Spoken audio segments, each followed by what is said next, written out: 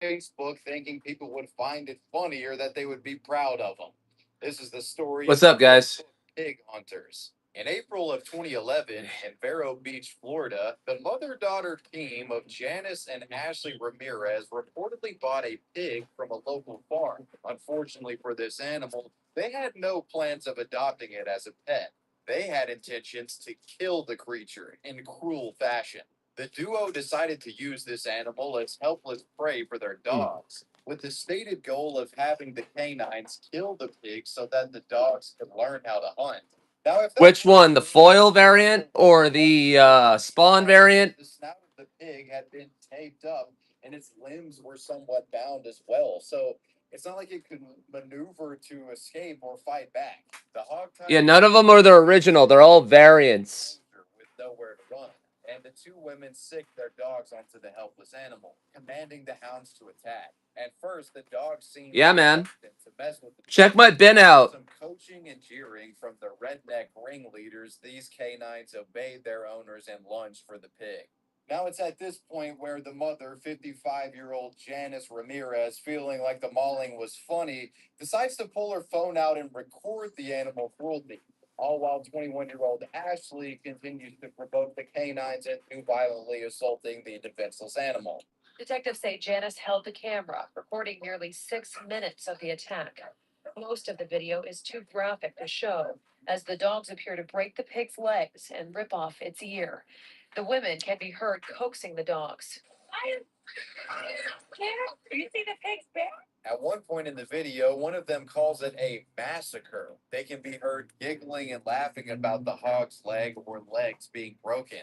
Did you hear that crunch? One of them asked the other. Afterwards, the ladies discussed whether to feed the pig to the dogs raw or cooked. The footage itself was around 6 minutes long, and for whatever reason, this mother and daughter duo of animal abusers decided it would be a good idea to publish the footage to Facebook. Hey, Monty. What's up, Osh? Chief Jack, Blair Will. How are you?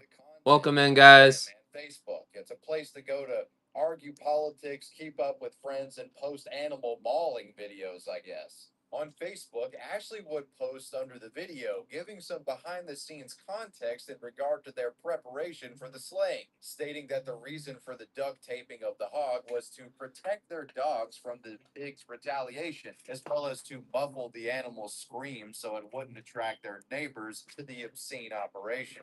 Underneath the video, there were around 40 comments, some that were amused by the footage, but there were many that were utterly appalled by it. One of the commenters was so distraught by the video, they recorded the footage from their computer and sent it to the Indian River County Sheriff's Office. This footage was disturbing to the local law enforcement. Some in the force even reportedly stated it was one of the worst cases of animal cruelty that they had ever seen. Quote, you can see the dogs were hesitant at first. They were encouraged by their owners to attack. This is not the type of behavior these dogs normally do. The police then used this as evidence to make an arrest on the mother and daughter duo after a month-long investigation. Then, on May 11th of 2011, both were arrested on felony animal cruelty charges and fighting or baiting animals. They were then each released on a $10,000 bail the next day. The media would attempt to get in touch with the Ramirezes after they had gotten out of jail, but they wouldn't reply to formal interview requests. However, the hog slayers at least once have commented on the matter, attempting to downplay the situation, saying that they had good intentions and were just trying to train the dogs to hunt. Like, bro, that's not how that works, man. Train the dog to hunt by training it to fucking hunt, taking it out, doing drills with it, not by throwing a helpless bound pig in the backyard. That's just not a thing. Like I'm from fucking Tennessee, and that's not a thing, dude. Local Humane Society workers would unsurprisingly confirm that their actions constituted abuse. It is to note that investigators believe that this was the only time the women had performed a cruel stunt like this, and thankfully it wasn't a habitual practice. Regardless, they would be punished. Many of their dogs, including the one shown in the footage, were taken away, along with 10 pit bull puppies and a chihuahua. Later in March of 2012, Janice and Ashley Ramirez took a plea deal and would be sentenced to 2 months in jail and 30 months of probation, as well as having to each pay $1,000 to the local Humane Society branch. If Ashley and Janice had kept this hidden, and away from Facebook, they would have completely gotten away with their abuse, but their desire to be the center of attention on the internet ultimately did them in, which will be a common theme in today's.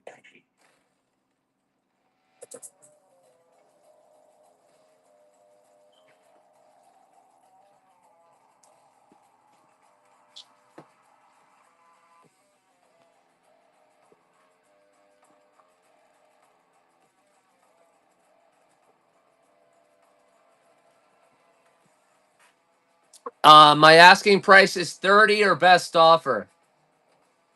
It's a low printed issue. Video. Anyway, I just did something crazy, man. I just shot my ex-girlfriend in the head, yo. Um, Felt like a dream. Like I never thought I would be that guy. To begin this unsettling chapter, I want to bring your attention to this video right here. It's a short Facebook live broadcast, only a little over a minute long. In this video, a man who looks to be in his early 40s is live on Facebook and is venting to viewers about some pressures in his life. For everybody out there that supported me and really knows what's going on, thank you all. He explains that he's going through a tough custody battle thanks to his ex wife. He alleges that she's lied about him, claiming that he's a pedophile and molested his children. Going through having my ex-wife say I molested my children and all kinds of craziness. Been fighting for custody for 3 years. The man then reveals that he had started dating somebody new recently and that this individual had become pregnant. But the man claims that he had gotten into a big fight with this new partner and says that the first thing she did was threaten to take his unborn child away, in a way similar to his ex wife prior. He, started dating somebody new, and she got pregnant, and we got in a fight. First thing she does, threatening that she's going to do the same thing. We're going to see your kids, blah blah blah. It's the holidays, man. I don't have no family, nothing. And that's when the man reveals something truly shocking. To his Facebook Live viewers, he says that he had just shot his ex girlfriend in the head. After explaining his situation, the man says he refuses to go to prison, insinuating that he'd take drastic action to prevent incarceration, adding that the person who started all of the drama in his life was his ex wife. Anyway, I just did something crazy, man. I just shot my ex-girlfriend in the head, but felt like a dream. Like I never thought I would be that guy. I can't go to prison, so the person that really started my depression and all of this is my ex-wife. And as a result of this, he admits to planning on killing this woman then himself. Near the end of the Facebook Live video, it's revealed that he's literally at his ex wife's front door, and you can slightly see her appear on screen for just a moment.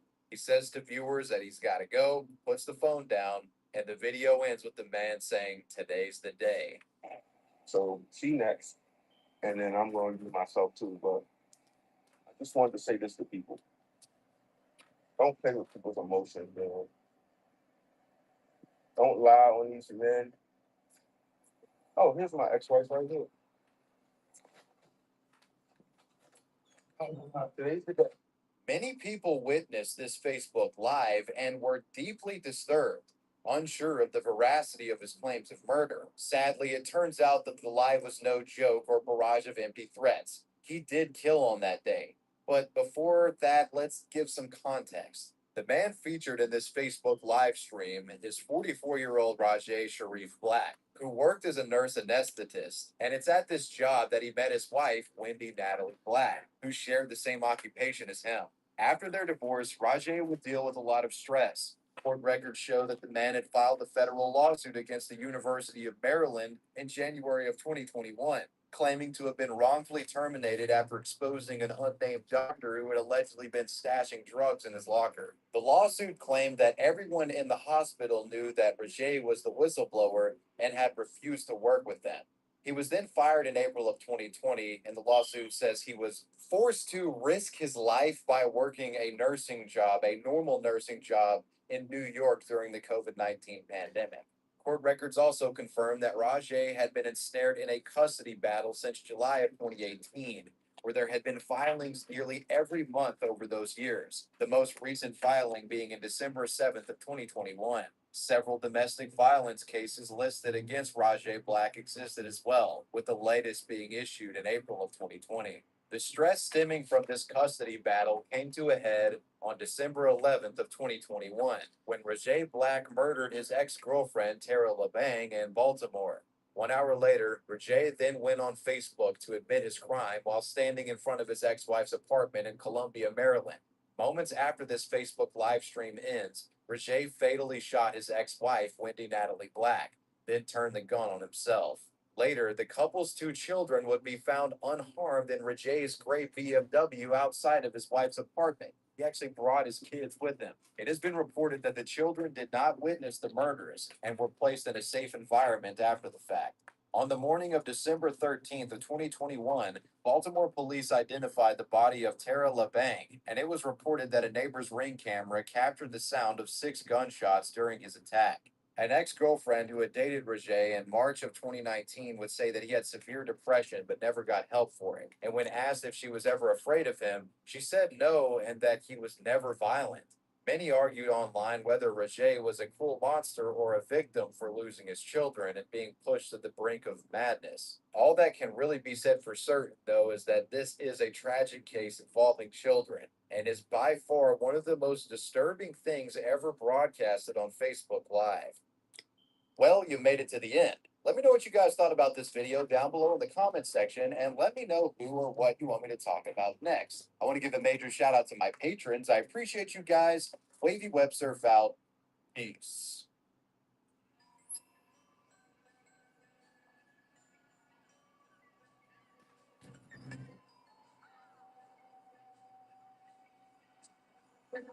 What do you mean my name isn't on the list?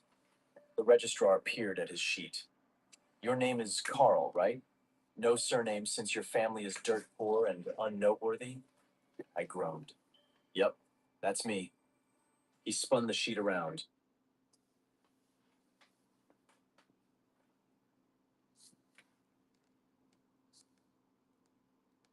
Today's video was sponsored by Simply Safe. There's no safe like Simply Safe. A couple of months ago, Microsoft officially stopped supporting a major part of the Xbox 360 online infrastructure. Yes, sadly, the Xbox 360 marketplace is now shut down forever. Truly the end of an era. It's probably ideal to realize that the store is dying. This Xbox 360 shutdown dropped. Chris Hemsworth just gave us a ton of news about his future as Thor. And if you're like me and you wanted Thor to continue on after Avengers Day and Avengers Secret Wars, well, looks like we are getting our wish. What is going on, Cosmic Crew? Thanks for stopping by the channel today. Recently, Chris Hemsworth has been doing a ton of interviews and podcasts, talking a lot about, well, his upcoming projects, but of course, everybody has to ask him about Avengers Doomsday, about Avengers Secret Wars, and the future of Thor. Now, we've heard for a while now that we are going to be getting a Thor 5. We've actually heard that Marvel Studios has planned on this for a while, and Taika Waititi is not going to be attached to it for those who really did not like Thor Love and Thunder. And the great news is we've actually heard from Chris Hemsworth himself that the next time we see Thor, and if we do get another Thor solo movie, it's going to be a very different tone, pretty much. Basically, he was being nice about it and saying, yeah, I get it. People really didn't like that. We're going in a different direction with the next version of Thor that you see in the next Thor movie. Luckily for us, Chris talks a lot about his future as Thor in the MCU, and this also kind of gives us some spoilers about Avengers Doomsday. Obviously, if Chris Hemsworth is going to be in films after Doomsday and Secret Wars, he doesn't die in Doomsday or Secret Wars. Or does he? I still think there's a way that he actually dies, but of course, he could come back. And I'm not talking about a variant. And some of you might be thinking, like me already, Rune King Thor. I've been waiting for this. I think a lot of people have been waiting for this. And I actually think Doomsday might be the perfect opportunity to do this. And I actually think it ties into Loki's previous story that we've seen in the series. And I actually think it ties into a report about Loki and Steve Rogers, but we'll break it all down in this video. Let's first start off by Chris Hemsworth confirming himself. We'll start off by talking about that. In a recent interview on the Smartless podcast, he revealed that after Doomsday, Marvel has plans for him in the MCU. Basically, he said he's going to appear.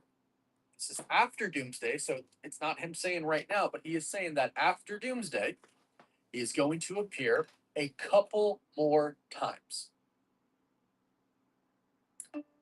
Welcome to Top Heroes. It all starts with a small fire. No rushing, no shortcuts, just time and the choices you make. Find your people. Raise companions and pets. Build your town step. Yeah, it's wild. That's literally what he said. So he continued and he stated, I was talking to Kevin Feige about it, and he said it's cool because the audience now expects dramatic turns with the character.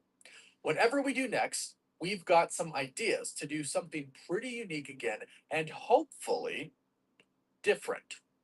So this basically lines up with a lot of what we've heard. There's going to be a Thor 5, and the tone is going to be very different. And when he says the audience now expects dramatic turns with the character, again, that's him going back to him basically saying, yeah, I get it. People didn't like Thor Love and Thunder so much. It wasn't as serious as it should have been. We're going to take Thor in a new direction, which is also what we are going to be getting in Avengers Doomsday and Avengers Secret Wars. It's going to be such a different dramatic turn that I think we are going the Rune King Thor route. But we'll get to that because something else he recently said when he was on The View, when they asked him if he could say anything about what to expect from Thor in Avengers Doomsday, he said this.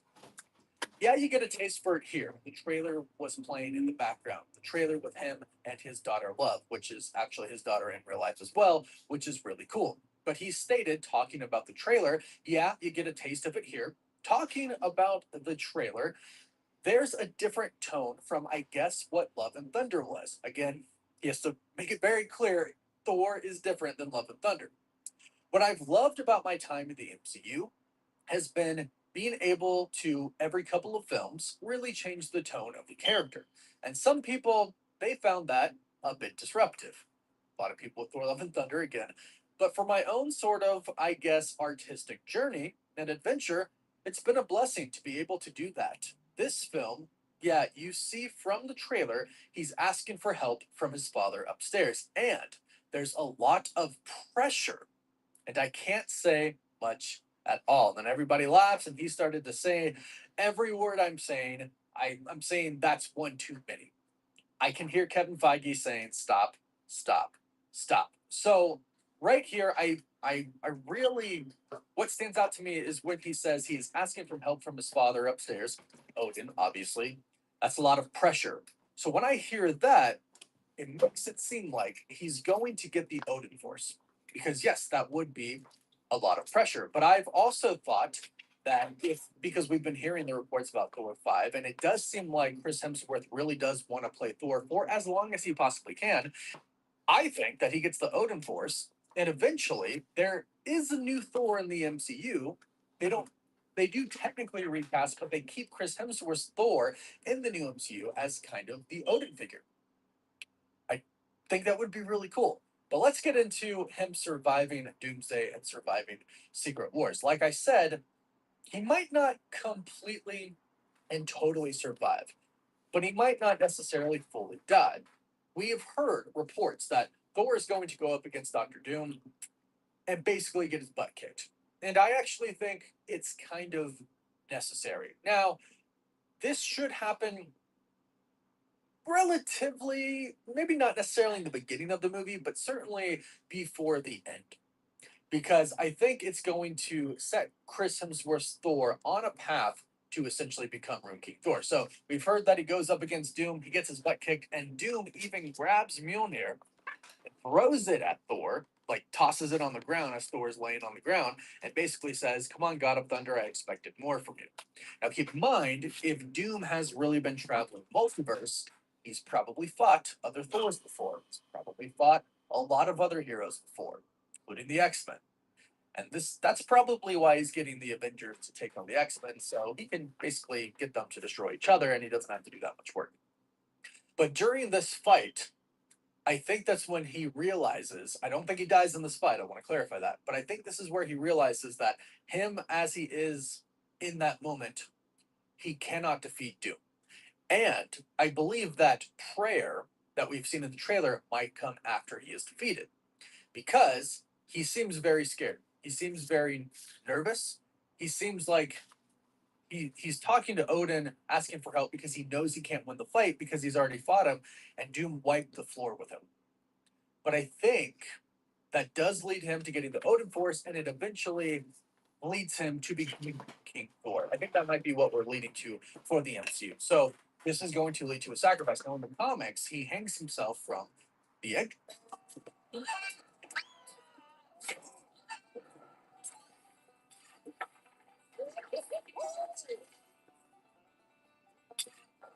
Yggdrasil tree. Who do we kind of know to be the Yggdrasil tree right now? Loki. Loki kind of is the tree itself. That's what we learned at the end of Loki season 2 in a finale that I thought was just amazing. And no doubt that finale is going to come into play in Avengers Doomsday. So if they are going the Rune King Thor path, where he takes himself to Yggdrasil, that means he'll probably go Loki. And if you think about it, I think there are some events that if the on the Moon Knight. Yeah, so live on the Moon Knight, we have time. Someone said there's a free first poster. If you buy a book, you win it. Somewhat free. Here's the Transformers number 10 coming at you. It's practically free.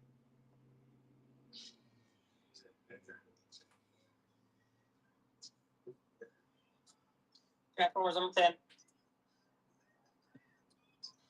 Oh no. FT4 is coming up next, chat.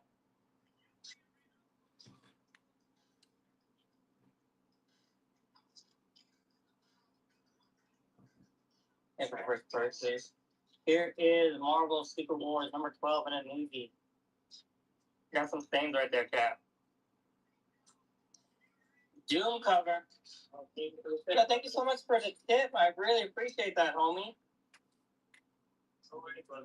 Thank you so much, buddy. I appreciate that.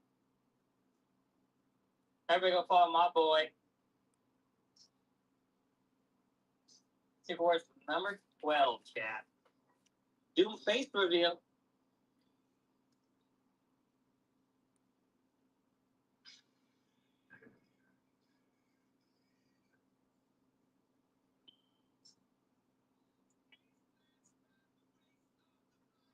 Got some X-Men under 100 coming up. Let's pick up on that. X-Men 90, chat. Culture, does this one look familiar? Got this on Culture Show, not gonna lie. I'm gonna go Culture. He's got some nice books. Look at that, chat. Come on. Yeah, Tyrant. We just did it by the giveaway for Tyrant. No. Good shape on this X-Men 90, yeah. Show love on it. X-Men 90. Not a beater book. Not cheap either, chat. 26 bucks here.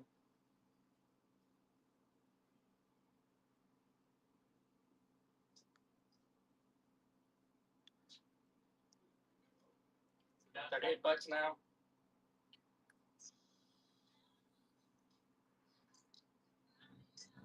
Have a really nice shape on this one, y'all. $40, good pick up. Thank you for the first purchase. Here comes Daredevil, cat. Got a couple more things right there. Daredevil 140. Got a little face right there, too, cat. EV 141. Bullseye cover. And then Uzi. Let's go.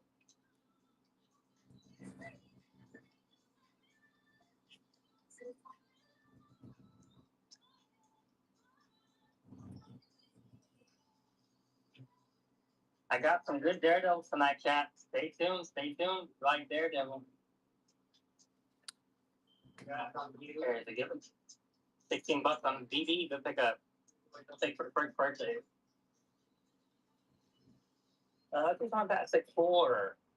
Human Torch cover. You have some staying up here, chat. Let's do another giveaway too in a second. Fantastic Four 353. Let's get it.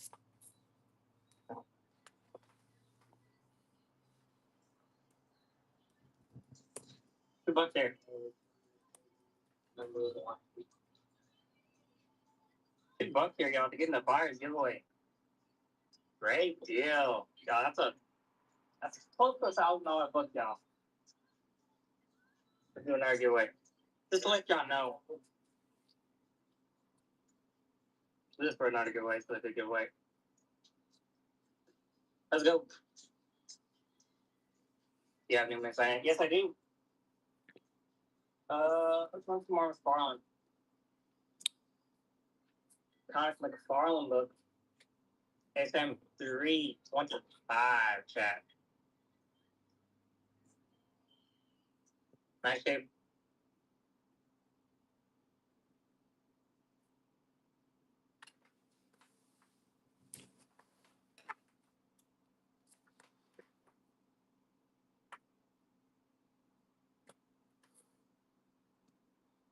Are true, line up to Thor learning about Loki. What we've heard is that at Thunderbolt's post-credit scene, we see the Fantastic Four ship. We've heard from many different insiders at this point in time that Steve Rogers is on that ship. And basically what we heard is, it sounds like originally the Fantastic Four Turok was Dinosaur Hunter or Son of supposed to Stone? have Steve Rogers in it, but then they changed their mind, or maybe they were supposed to be, instead of like I have Son of Stone. I have the goofy one at the second post. the Silver Age one. It was going to be one where we saw Steve Rogers. No Dinosaur Hunter. Because Just the Silver Age Son of Stone run. What has happened already in the MCU is when Steve Rogers went back in time and stayed with Peggy and had a baby. That was not. Let's get straight to the good part. Once this video is done, I'm going to give you the legendary Cheshire Cat for free. But before I... Good. And according to the reports, Loki shows up and says, hey, I got to take you away because the TVA is going to prune this timeline. Now, I know there's some confusion about that. We don't know all the details because if Loki is in charge, the timeline's going to be pruned. Maybe this is before he actually became in charge. Who knows? We'll have to wait and see on that. But that's what the report says. But if that did happen, Loki showed up and was like, hey, Cap, no, don't worry. I'm good. Sorry. I know we've been through it. I've totally changed. I'm here to save you. Explains everything, maybe shows him something. So I think he has the ability to do that with some TVA tech and takes him to a different universe and saves him. Then I think when Chris Evans, his Steve Rogers, when he gets on that Fantastic Four ship, finally goes to 616 and meets up with Thor, I think he's going to tell him what happened. I think he's going to tell him that Loki appeared to him. And Thor, he'll know it's a different Loki, or maybe he'll think it's possibly the same one because he's seen Loki die many times. And although he believes that he is really, really dead, you never know with Loki, right? So he might not think that Loki is fully dead. He might think it was another illusion. But ultimately, I think it leads to a path where Thor eventually meets up with Loki again. And he's already teased that. Somebody asked him if they're going to meet, and he said, yes, no, maybe. Basically not fully answering it. But he did say it's going to be very powerful and very emotional. So I think that pretty much confirms that Thor and Loki are going to meet with each other. From there, I think both of them probably realize that Doom can't be defeated. At least not in the current state for both of them. And that could be because Loki can't leave his throne. Otherwise, the multiverse will be destroyed. Or some other reasons. But I do believe that Thor's going to fight Doom and lose. And I think that's necessary because I think they need to show how powerful Dr. Doom is. But this could set up a future fight with a much more powerful Thor, which comes down to him kind of sacrificing himself. He does that in order to become Rune King Thor. And he gains a lot of mystical knowledge and power. And that's the type of Thor that we're going to need to fight Dr. Doom. So I think all of this is kind of starting to come together now. Because But some people were saying, well, before it did kind of sound like Thor was going to die in Avengers Doomsday. Well, maybe he gets defeated and maybe it looks like he dies. Like I can totally see a scenario where Thor loses to Doom. A bunch of stuff goes down. He eventually meets up with Loki and says, "There's one way to do this, and maybe it'll work, maybe it won't. Maybe I'll die from it." I can see the Russo brothers doing something like that, and then making it seem like Thor really did die from it. But then in Secret Wars, we find out he didn't die. In fact, it worked, and he comes back as Rune King Thor. Then at the end, he makes it to the new MCU. We get a Thor 5 with him, and then eventually we get a new Thor.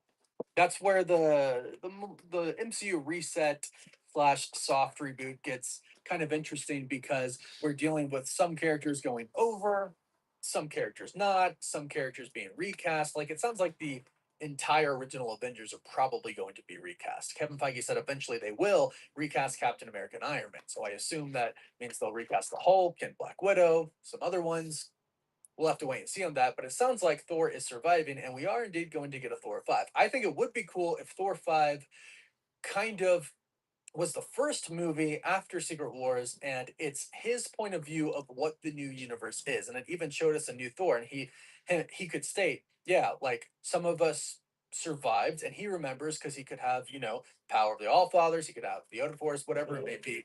I think there are going to be a handful of characters who do remember what happened before, and I think he's going to be one of them, and he could explain. There's, new people and we exist together now, but the multiverse is kind of gone now. It's one universe. Ultimately, I do think it's going to come back, of course. But I think it would be cool for Thor as an kind of an ascended person, right? As an ascended god to kind of be the one to tell us what this new universe, what the new world is like after Secret Wars, after the soft reboot. And that could be what Thor 5 is. And then, of course, dealing with some cosmic threats and maybe Hercules. That's what they set up before. Who knows if that is still the plan, especially with how poorly Thor Love and Thunder was received. But the biggest news is there is going to be a Thor 5, according to Chris Hemsworth. A lot of people think, well, maybe he said that to throw us off, maybe he dies, but I truly do think he's going to at least come back to life if he dies. Maybe he goes to Valhalla and maybe he comes back.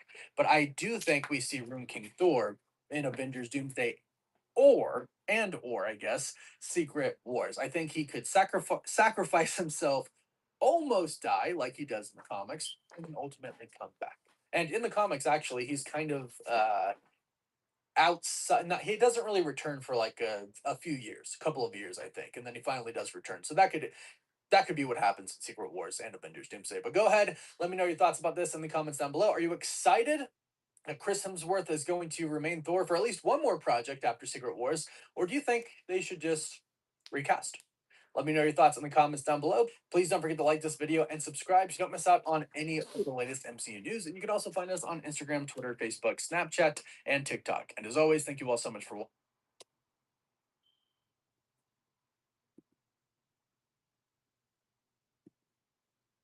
Have you seen those ads of the blue guy going left to right, getting the times 2 minus 3? It looks fun, but when I download it, it's totally fake and nothing. These days, everybody seems to have an opinion, and comic book collectors are no exception. Ladies and gentlemen, welcome back. So I have this subreddit pulled up from Comic Book Collecting, which says, what's a comic hill you're willing to die on no matter what? A lot of hot takes coming out of the comic book community, and I thought it'd be fun to kind of share what the people are saying and see if we agree or disagree with the comments down below. But before I get to it, if you guys could like, comment, subscribe, I appreciate it. Helps for the channel doing those things. But let us get into this video here today. What's a comic hill you're willing to die on no matter what? Shout out to this user, Pop Rocks and Coke 63, who said this: 99 out of every 100 tie-in issues are a complete waste of paper. I'd rather you give me an 8-issue event with each book costing $10 than have to buy 25 random issues because maybe one has relevant information. Hard agree True. I'm even going to upvote this one. That is such a true thing, man. The tie-in issues have gotten way out of control. I mean, it's bad enough that we have so many crossover events going on, but how do you expect comic book collectors to be reading all of these subsequent material and all these tie-in things? And the worst part about it is that sometimes the tie-in issues are like kind of necessary. I don't know if you guys have had this experience. Sometimes they'll have these scenes where it's like, oh, and by the way, Doctor Strange solved this in his run, and yeah, just trust us. He has the MacGuffin now, and now we're going to be able to beat Null. Like, this is how it always works, and it's ridiculous. This person said, "You will never get rich by amassing a comic book collection, so only collect what you enjoy." Ooh, spicy take right here.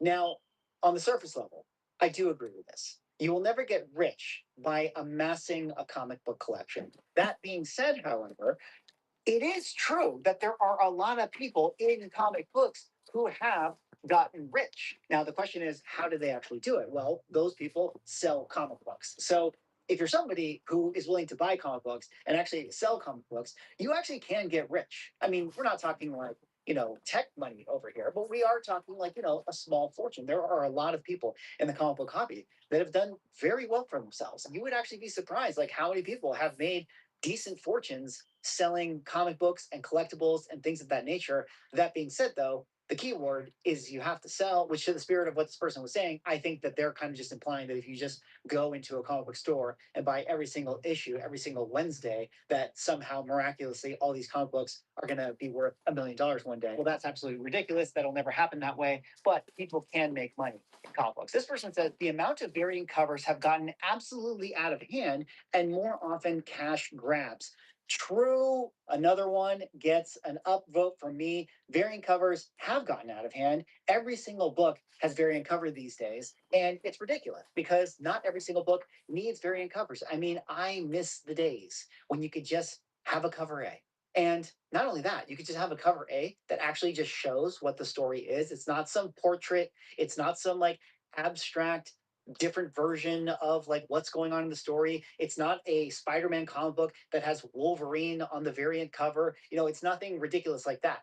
However, this is the game that we're in right now. I mean, variants just keep the comic book market afloat. I mean, they really do. If you were a publisher and you were not able to do variants, you really would not be able to run your publishing business. And I don't know how comic book companies get around this, but it is true that variant covers have gotten absolutely out of hand. I just don't know how the industry changes from them. I'll piggyback on this and include covers where the art has nothing to do with the comic itself. Totally true. I'm going to give that one another upvote. Although, here's the problem. I'm in the minority. This person is in the minority. And even though this comment has 82 upvotes, once again, the proof is in the pudding. People don't buy the covers that reflect the story. They buy the covers that just look cool in and of themselves. Like, that's how the game works right now. I know this is going to be super unpopular to say, but the reality is this, guys. Very few people buy floppy comic books to read them. The people that buy floppy comics are mostly just buying them for vibes. They just like it. They just look at it and they say, I think that looks cool. I'm going to buy it. Single issue stories need to make a comeback. Writing for the trade has ruined the monthly comic market. Another base take right there.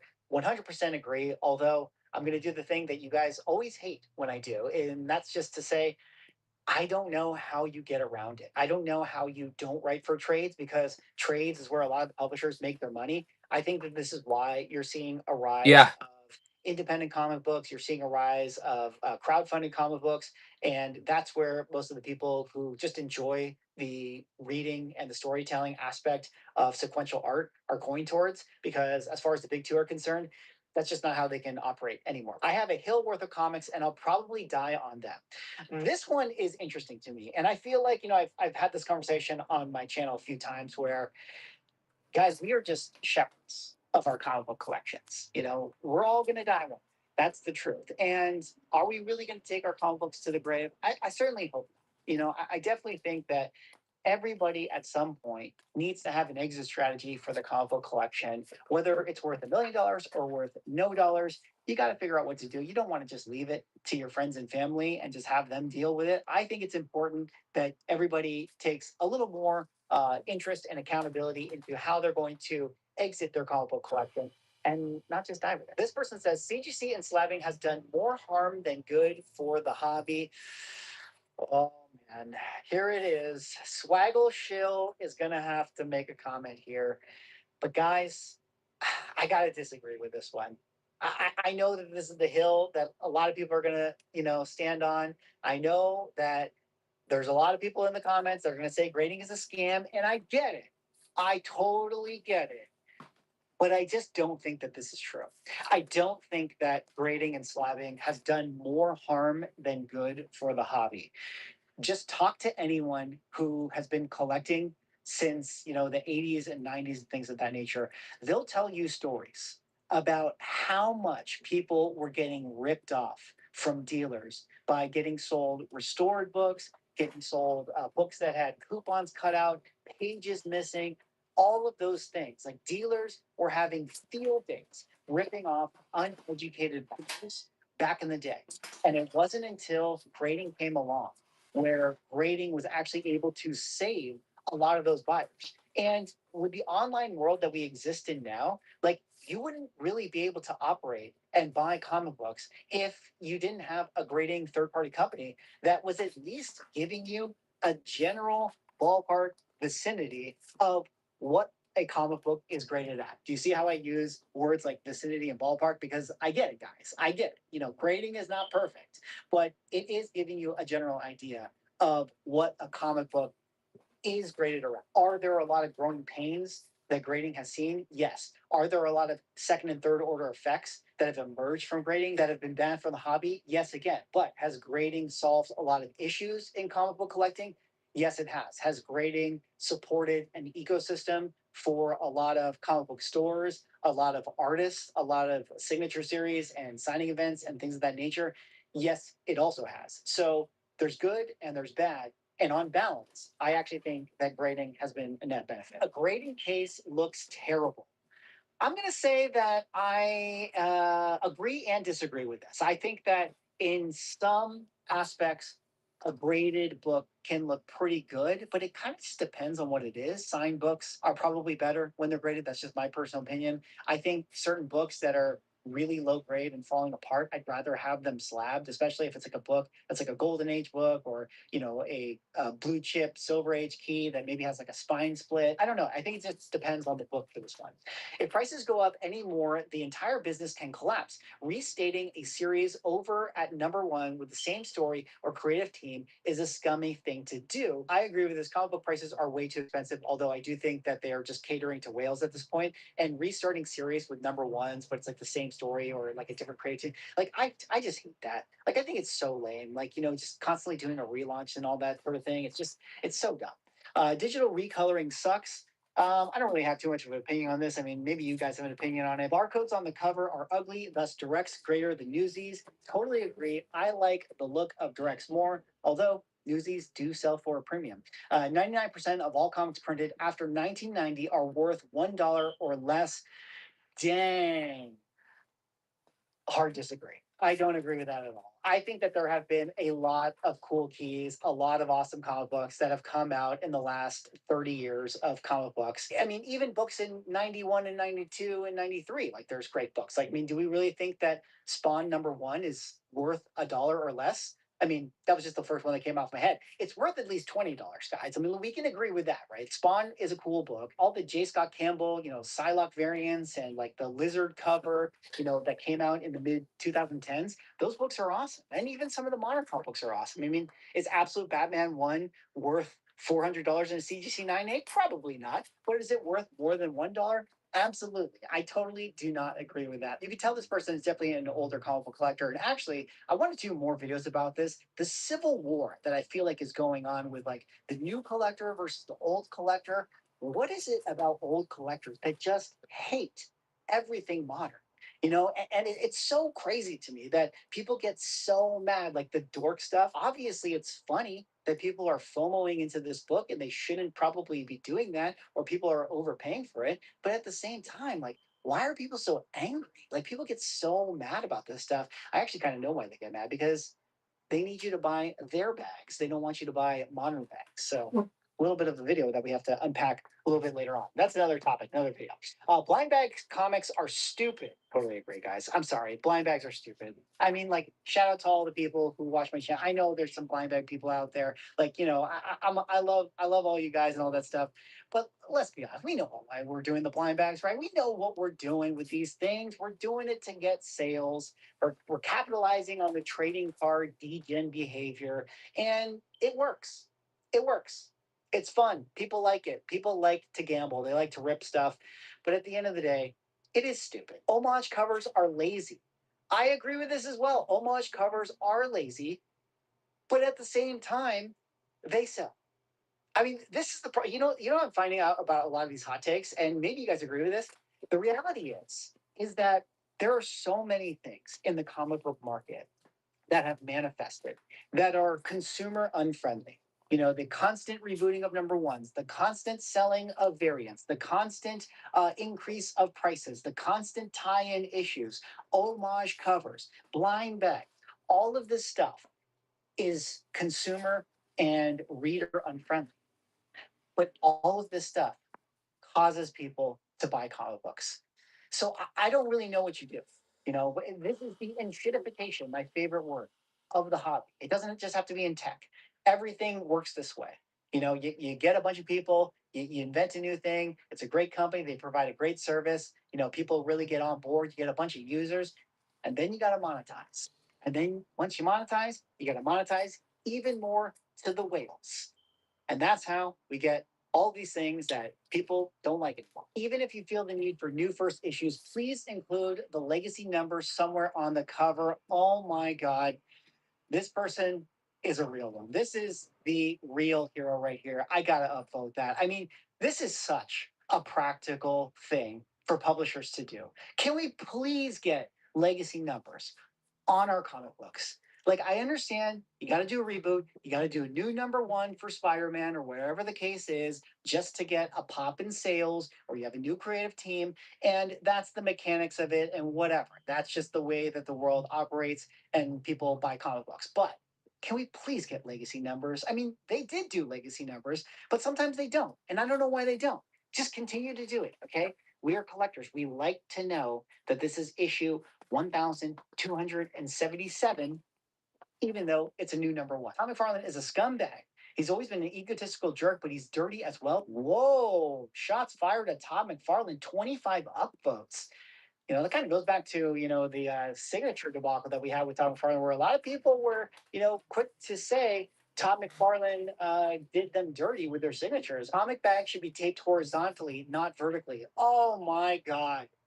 Hard disagree. I cannot stand it when people tape their comics horizontally.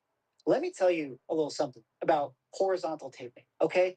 When you put the tape on horizontally, there's more surface area that then has to get peeled off perfectly so you don't get like the piece of tape like ripping off on it or like pulling the bag. All you need is a small piece of vertical tape. You don't need two. Don't put it on the left and right side. Just one small vertical piece of tape in the middle of the bag, and that's all you need. I mean, hell, use painter's tape. That's even better. But if you gotta have to use like, you know, Scotch tape or whatever, you just need one. Don't do it horizontal. I hate horizontal. I think that that's so lame. It rips the thing in half. Yeah, it's like this person is saying, wouldn't the tape rip in half every time you open it? I mean, exactly. I gotta upvote that one. I am not a fan of horizontal taping. And I think with that, guys, it's time to end the hot take segment of the show. Anyways, that's all for this video. That was me going over this comic book collecting subreddit thread. I thought that this was an interesting one that got a ton of engagement, a ton of upvotes, a ton of comments. And I had to put a spotlight on it and share it with you guys. Let me know what you guys think about all this. Let me know in the comments down below. What are some of your hills that you would die on for comic book hot takes? What do you guys think about some of the ones that were in this thread? Anyways, thanks so much for watching. Like, comment, subscribe. See you on the next video.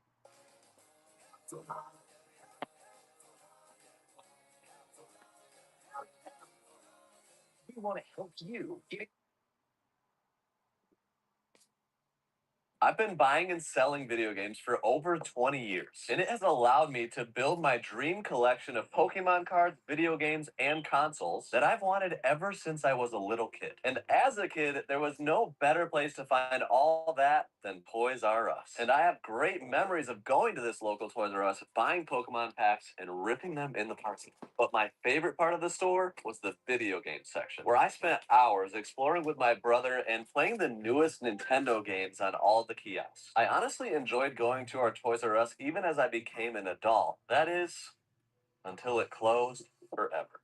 Fast forward to today, I'm still playing and collecting, and now I'm lucky enough that it's a big part of my business. I get to purchase and unearth awesome collections and show them to the world. But never in a million years did I think someone would recognize me at a grocery store with a video game collection to sell. And a piece of that was an original Nintendo Game Boy kiosk. Now, this is a collection piece I would absolutely dream of having. It was there that we made a plan to go to his house, tour his collection, and try to buy the Game Boy kiosk.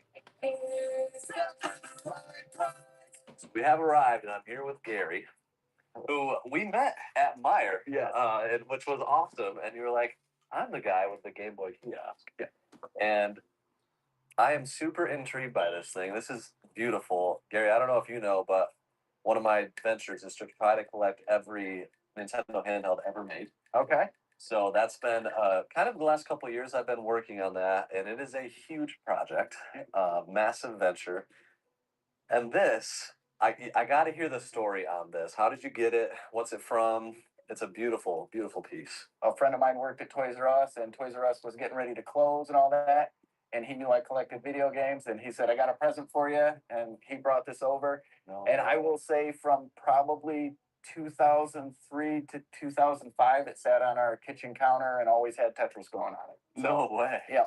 So this thing has a story. Now I'm noticing Game Boy Pocket. Yep. Tell me the story. Like, they converted some of these, or? Yep. So as far as I know, this Toys R Us got a kit to add the Game Boy Pocket to it, but it was originally in store at Toys R Us with the original Game Boy. So all the stickers, the Toys R Us received a kit. I see. To update the stickers and then the system. So the reason I think you have this case over it is because the spot there was made for the original Game Boy. So this straight out of Toys R Us, straight out of my Toys R Us. Yes. My childhood Toys R Us, the dreamland where I bought like all my Pokemon cards, all my handhelds, everything I bought there. So that is crazy. Is this just like a tube TV in there? Yep, we got like an old school CRT monitor. And I don't know if you want to do it probably later or whatever, but it's a clamshell. And I had, when I first got it, I had a friend of mine locksmith the lock.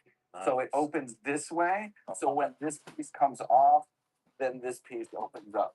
Okay, And nice. what I would do is I'd unscrew this to switch the games out. But I took the Wario Land 2 out of it, put Tetris in it, and family and friends would sit and play Tetris on the counter at our old house. If it's not obvious, I really want this kiosk. But because it's so rare, it's going to require some serious cash. And before my visit, Gary shared his asking price of $4,200, which might make sense, but I'm feeling hesitant to jump in and buy it. But as I think it over, Gary wanted me to look at the rest of his collection to see if there's anything else I might want. And I'm hoping I can make some deals on some other items to buy and sell to hopefully offset the cost a little bit on this kiosk. So one thing I brought out just because it still had the box, again, bought this probably 96 or 97. Wow. Okay. Whenever it came out.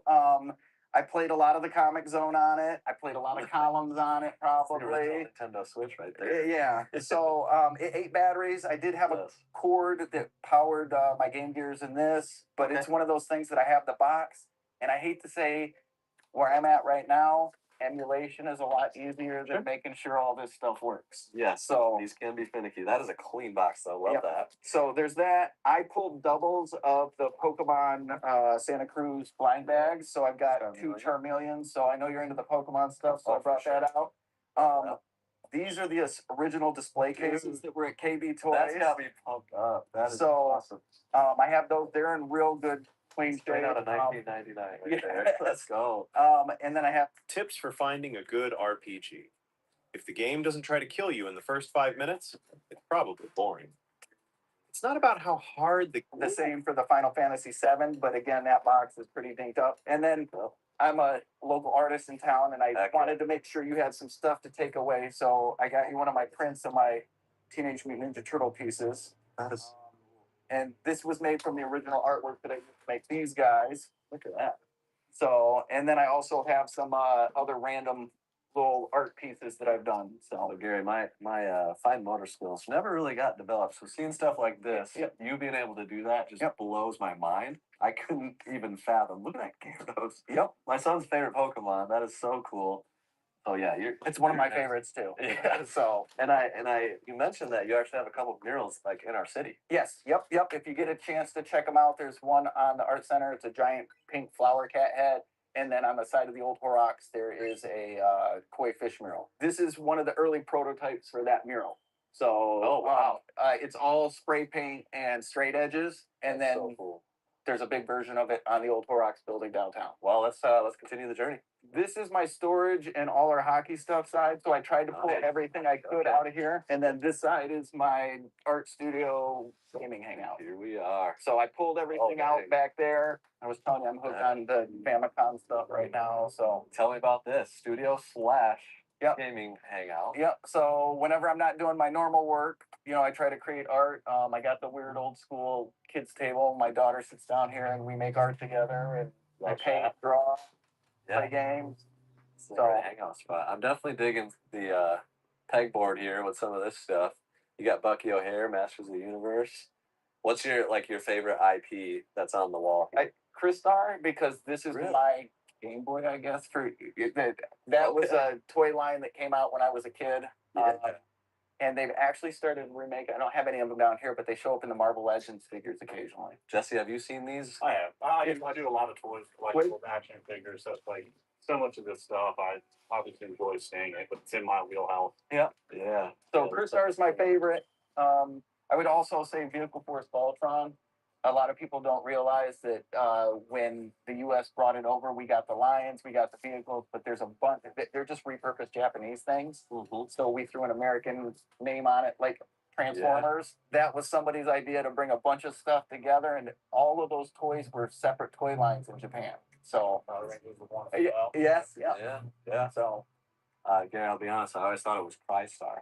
yeah. Yeah. So Crystar, I'm changing my pronunciation from now on.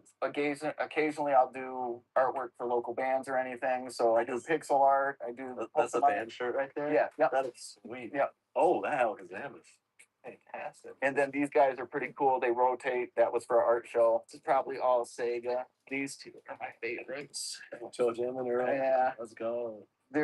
I should have all the boxes for all my systems.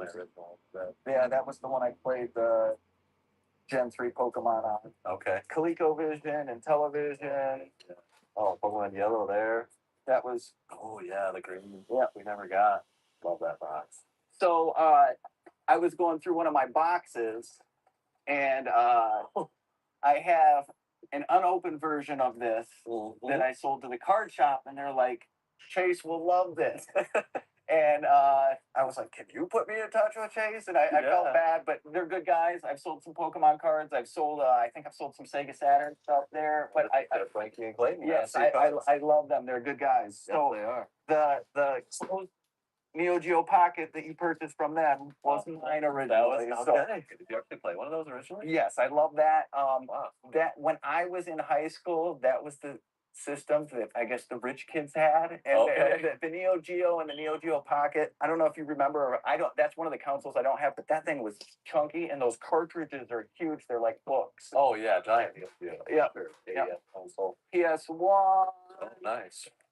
Again, I've sold some of the pricier stuff, and I think there's some Dreamcast in there too. You still got Tobal #1, Yeah. Resident Evil 2, Vandal. Both I think I've got the Suikoden's too. Those were some of my favorite games to play. Oh, nice. Most of these boxes that I've kind of put in my art painting space are games. Some of it I've let go. Some of it I just got out to show you. This guy right here. Something crazy. Okay, so this is the crazy thing. Look at that. Just pull it out of Earthbound. Baller right here. What's the story behind that? Favorite game.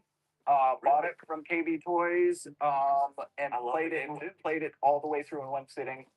With pause and I slept in a beanbag chair for 3.5 days. So started playing Saturday night. No didn't have way. to work till Monday. So Okay, so what about Earthbound got you glued to it to that level? Because I love it too. Some people don't really get it. yeah, JRPGs are my favorite genre.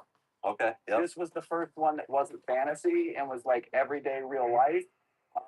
Quirky as ever, yeah. conversations Yep. and stuff. Okay. The fact that the parents seemed separated and you call one on the phone and he helps you with money, the other one makes Yes. you food. Yeah, but it's again, so interesting. Very interesting game.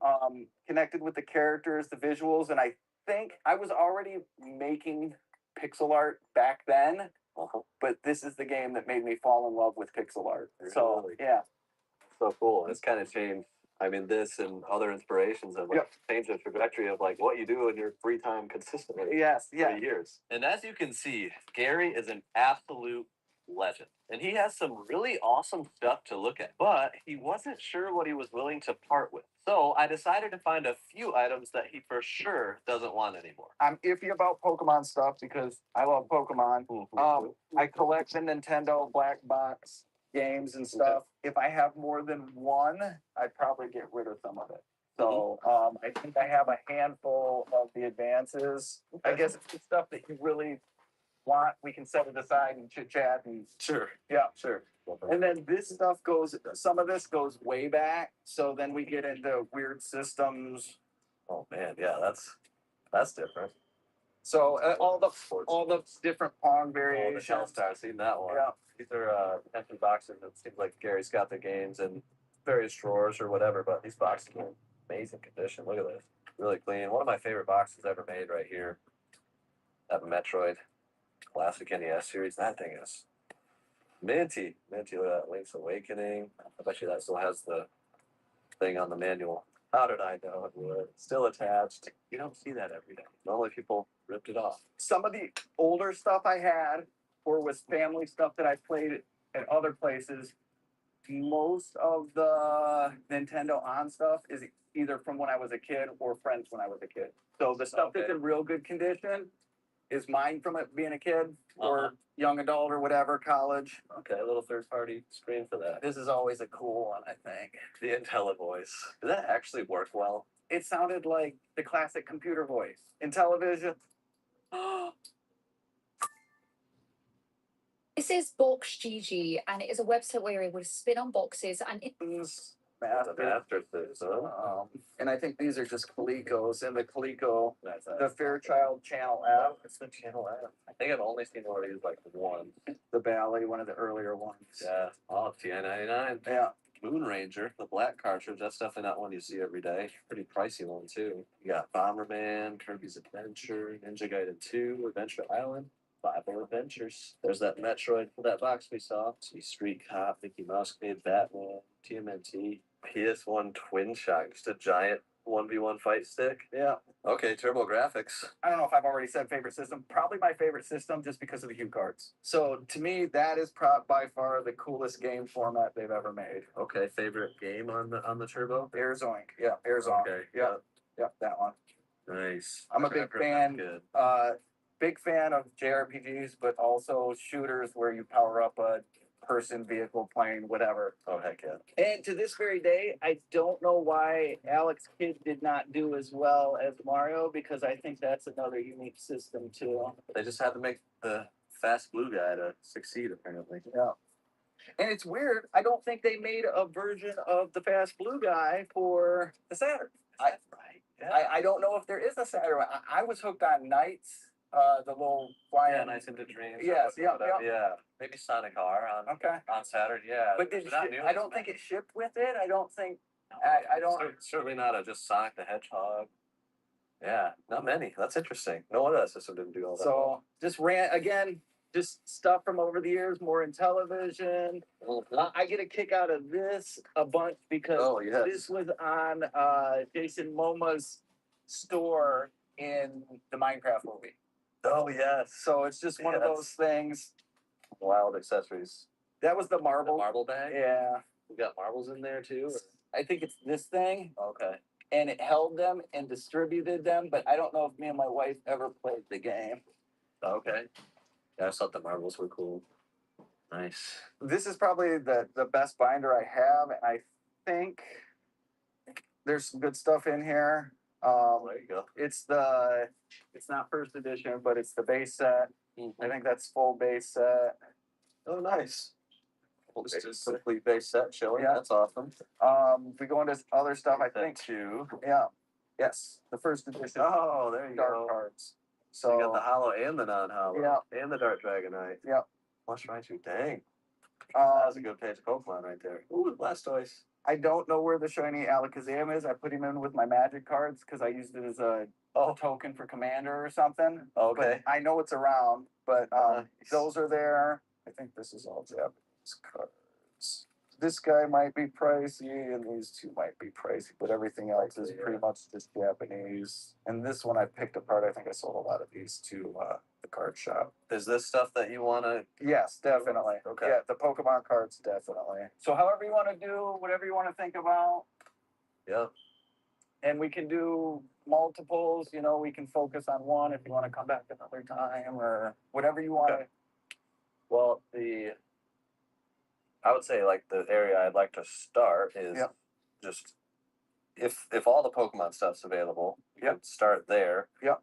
This is probably the bulk of the value, but there was some good stuff mixed into these too. So certainly with the Rockets first edition, I want to look at those a little closer. I think it's a complete base set, Fossil and Jungle.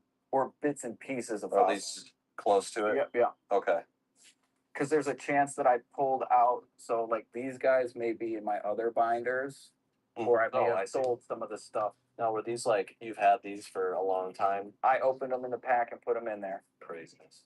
In fact, with the thing that makes me really sad is with the base set Charizards. Anytime we pulled a Charizard, he'd give us another box. Really? So when I was buying base set, we'd go sit in the car, open them all, put good stuff in binders, and if we pulled a Charizard, we walk right back into the store and he'd give us another box of base set. Like trade it? Like Yeah, or the Charizard straight up? is, he'd give me another box.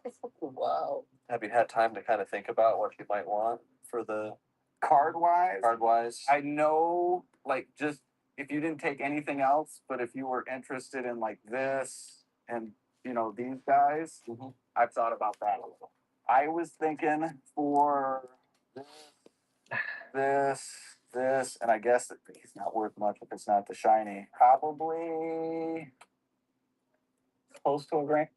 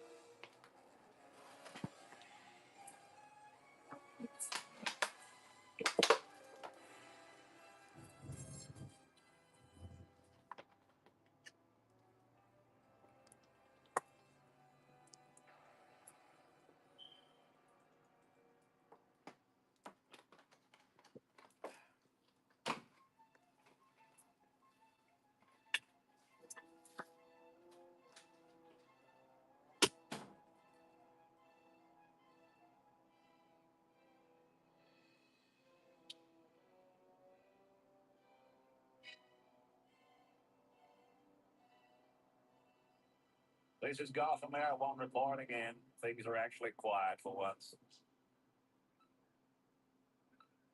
You see that? What? I got a blip. It just ghosted across my screen. I don't see anything. It was there. Whatever it is must be right below us. There it is. There what is? It looked like bat wings. Bat wings. Okay, take us up through those clouds, just in case.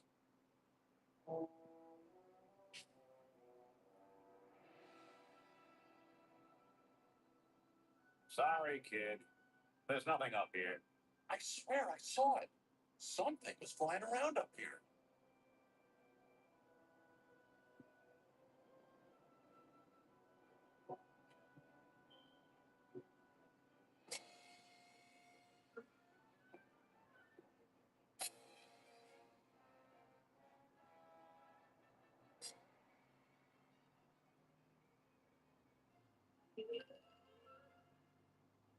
Testing, 1, 2, 3. Testing, 1, 2, 3. You too can fulfill the dream of being a high-paid radio personality in your spare time, just like me. Just call the Gotham Institute of Broadcast Arts. Yeah, that's better. Call the Gotham Institute.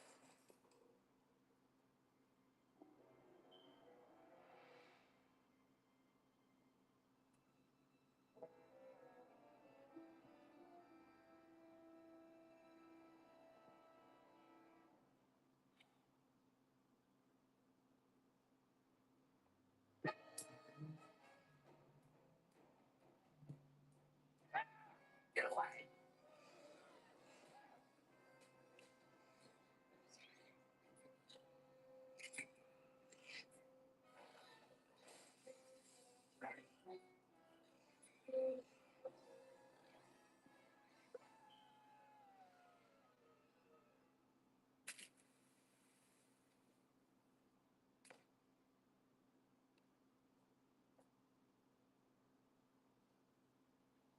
I didn't authorize this statement, Detective. Come on, Commissioner. Somebody asked me a couple of questions. I just gave them a couple of answers. You gave them without my approval. If you had kept quiet, he wouldn't know we're moving against him. I'll find them. I just need a little extra help, Your Honor. What kind of help? I want my own tactical squad for the sole purpose of throwing the net over this Batman. Commissioner? I've already denied the request. Nobody's taking a vigilante force onto my streets. Your Honor, any nutcase that dresses up like a bat, sooner or later is gonna snap. Listen, it's just not Batman's MO. Oh yeah? Tell that to the guy he just tossed through the window. I think we could spare a few men, Commissioner. Detective Bullock does have a reputation for getting results. I'm authorizing the strike force. Anything else, Detective? Just make sure the DA's office can give me an airtight case, sir. If you catch him, Harvey, I'll put him in jail for you.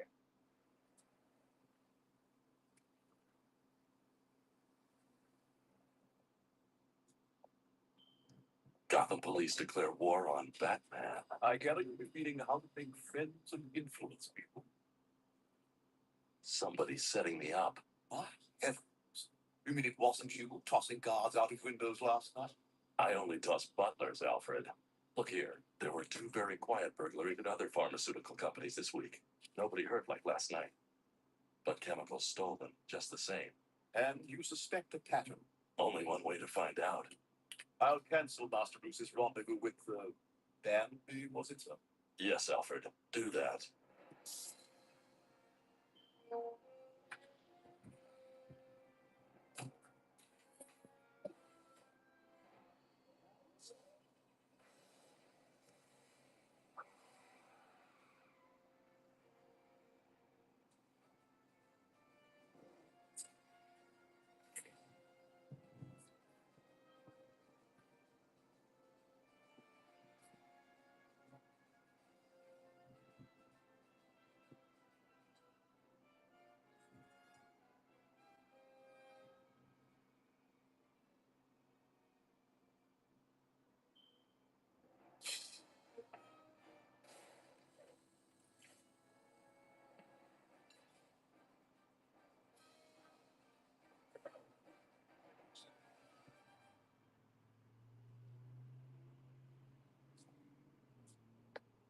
Come here, you. He's back. I'll call the police.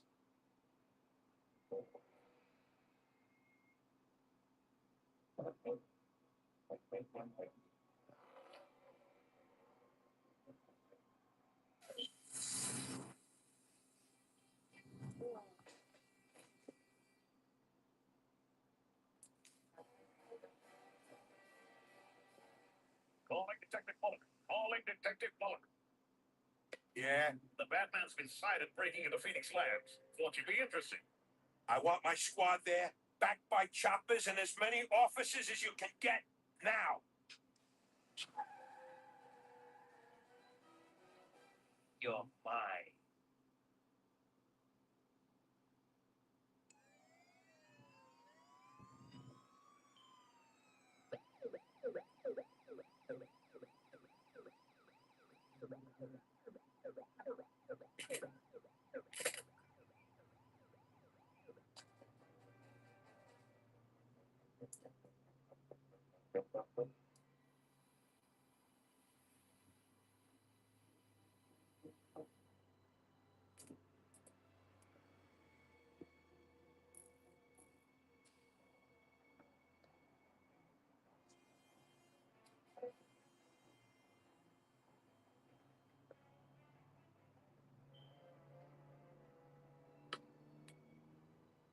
Oh, God. It's...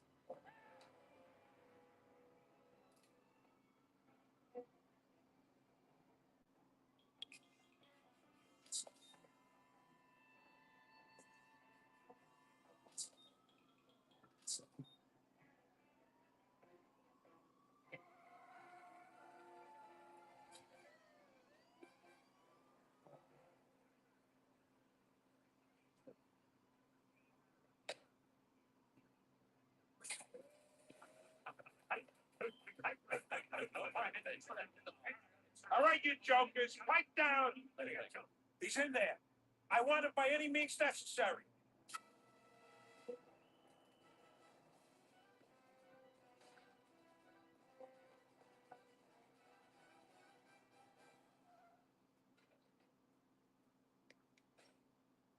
Commissioner, you're just in time to see us hang this bat upside down. You sure he's in there? The chopper pilots just spotted him on the 4th floor. Well, he can't be two places at once. Another pharmaceutical factory was just robbed across town. You've got the wrong suspect. What?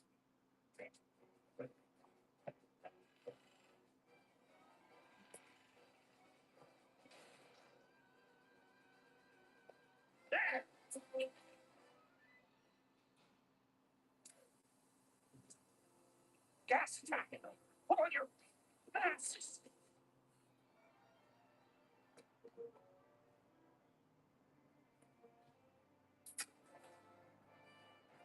Hey, there he is. Well, somebody's in there, Commissioner. Call him off, Bullet, or I will.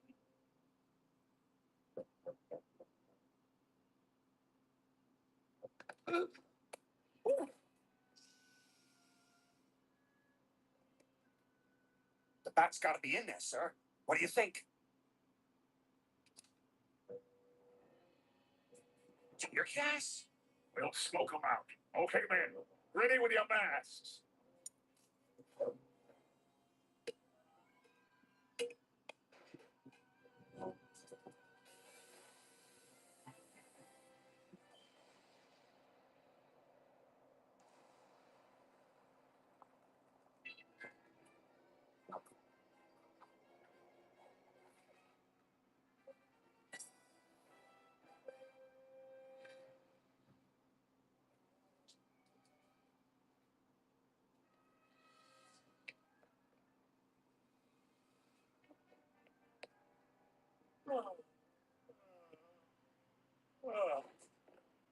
The Gotham City tour train departs in 5 minutes.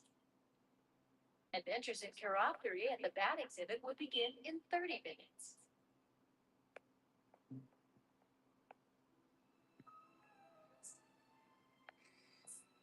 Hello? Anybody here? Dr. March? Who is it?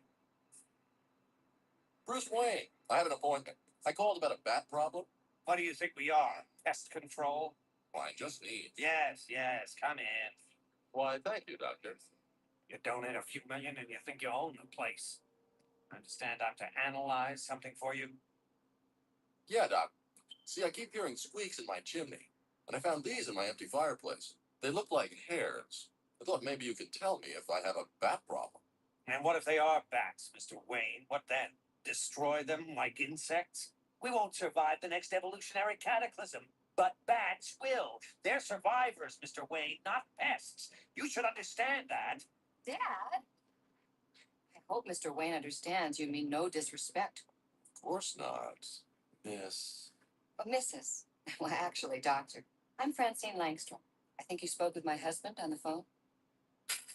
Oh, Mr. Wayne, I'm sorry I'm late. I'm Kurt Langstrom. Did you bring the sample? I gave it to Dr. Wayne. Where'd he go? Probably to get started on the analysis. If it's a bad problem, we'll know by tonight. Dad was lecturing Mr. Wayne on the virtues of Chiroptera. Chiroptera, what? Chiroptera, bats. And I hope he didn't get carried away. He's a little protective of all this. I think he likes bats better than people. I can't imagine. I brought you this, too. It's a recording I made of the noise in my chimney.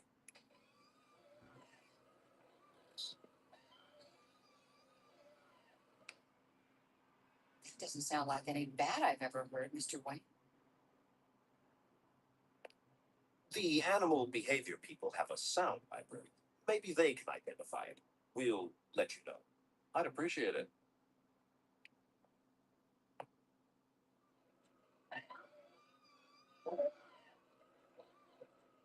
I didn't realize you'd taken up listening to rock and roll, sir.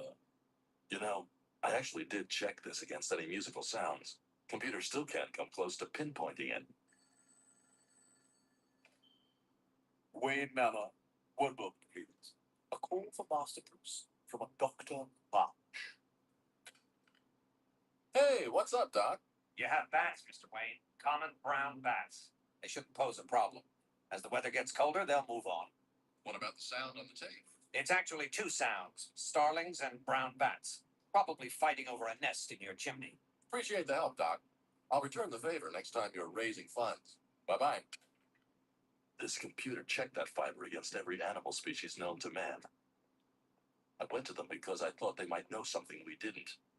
That hair wasn't a brown bat's. And those melodic sounds. Computer, check against combined sounds. Starlings and brown bats. Negative. Sound not originated by either species.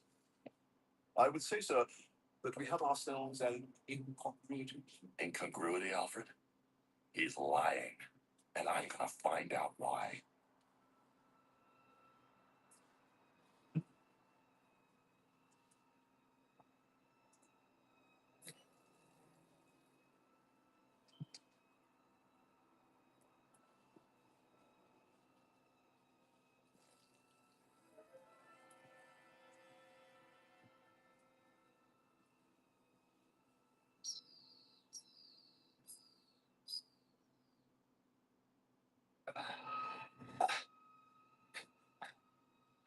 Can't fight it. It's got me.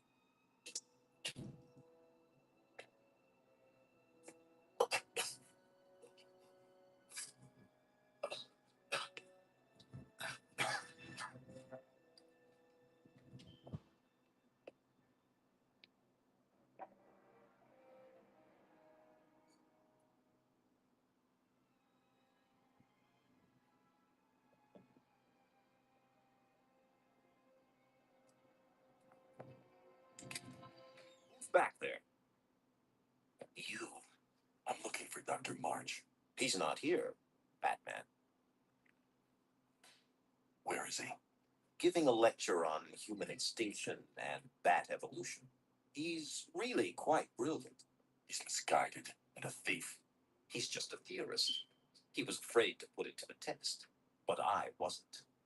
I knew we discovered a formula to create a totally new species, neither man nor bat. Once I started taking it, I couldn't stop. I desperately wanted to, but it took over. Francine and March tried to protect me, but it was too late. The beast knew what chemicals were needed to bring itself about. It was out of my control, and it only needs one more component to complete the process. It's in me, Batman.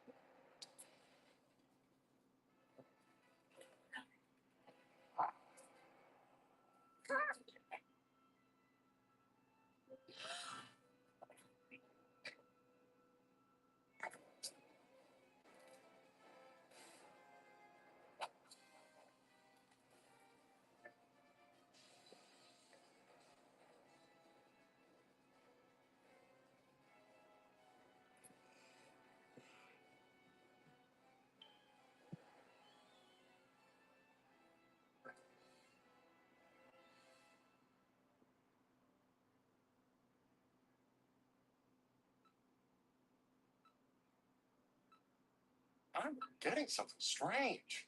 Not again. I'm serious. It's right below us. Whoa! Gotham Command. We need choppers. We've sighted the Batman.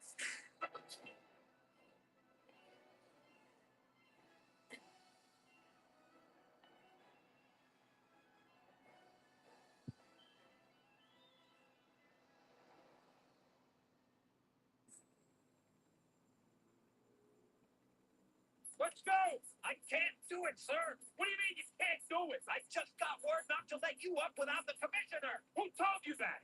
The commissioner! Get up, detective! The mayor may not let me fire you, but I am not taking the heat for your fiasco. This is my case, Commissioner. You heard the mayor. Then why don't you go take it up with him? I've got a job to do. If you want to tag along, fine! Take her up, Lieutenant. Hey, wait for me!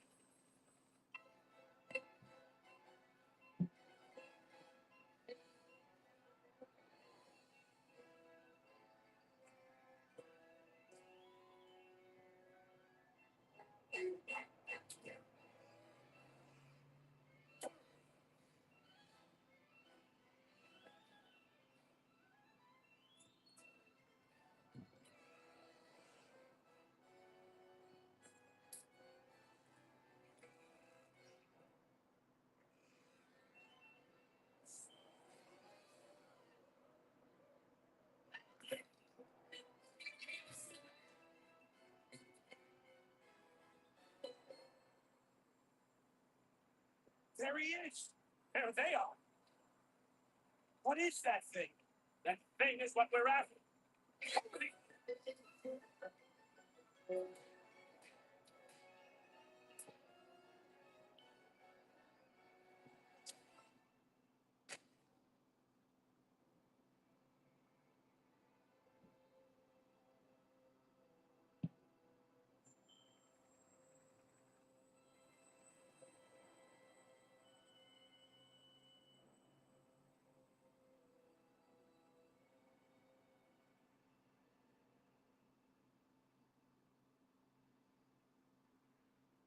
Two for dinner, sir?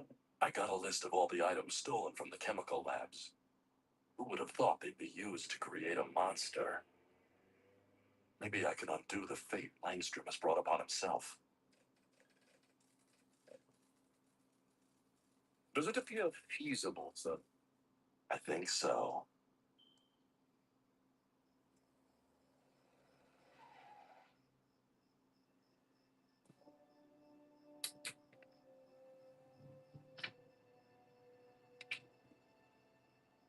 Is he all right? Will he change again? No, the formula's out of the system. It's over. For now.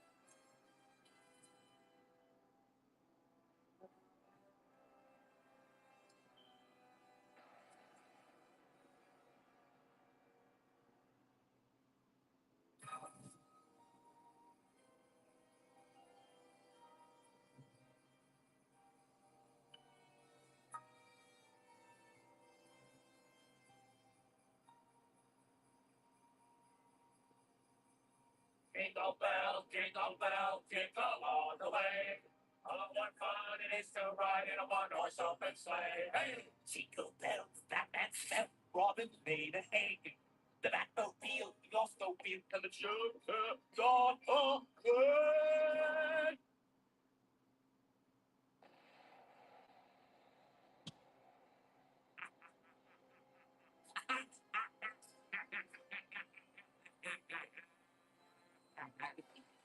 Rising through the roof in a one-horse open tree, busting out I go, laughing all the way.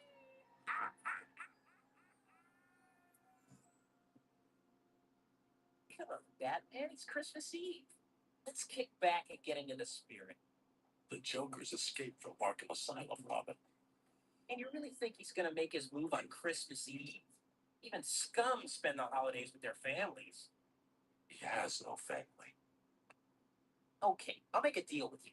If we go out on patrol and Gotham is quiet, with no sign of the Joker, we come back here, have Christmas dinner, and watch It's a Wonderful Life. You know, I've never seen that. I could never get past the title. It's a deal then? Deal.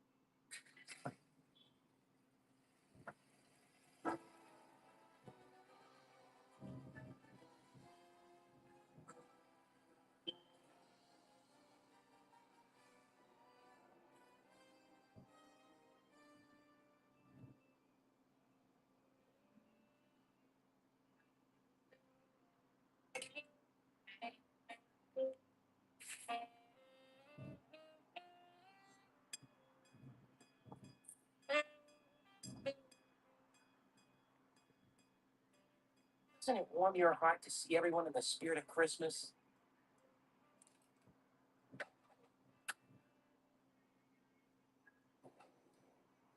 Bah humbug to you too. You just can't believe there's no use for us for one night.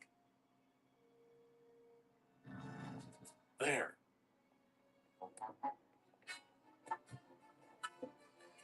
Hey lady, hold up. You dropped this package a couple of blocks back. Oh, it's for my grandson. Thanks so much. Merry Christmas. Now can we go home? Lessons to Scrooge.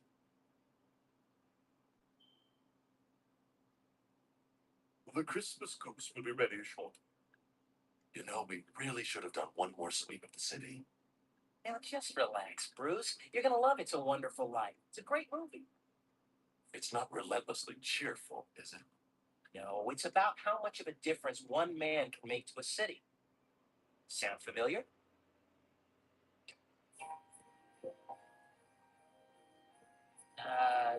Wrong channel.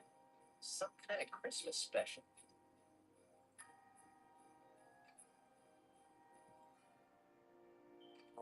It's a Wonderful Life will not be seen this year. In its place is the following. Joker here. Greetings, Gotham, and Merry Christmas. I hope you're watching Batman. This one's for you.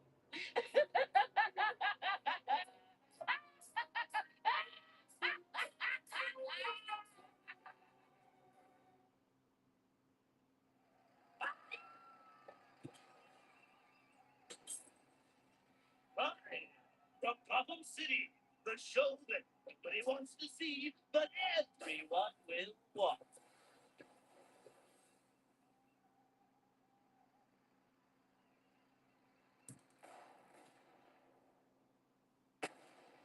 Yes, it's Christmas with the Joker.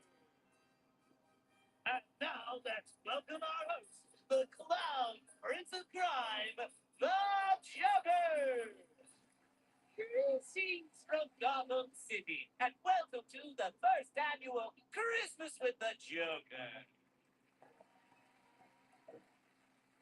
Oh, thank you very much.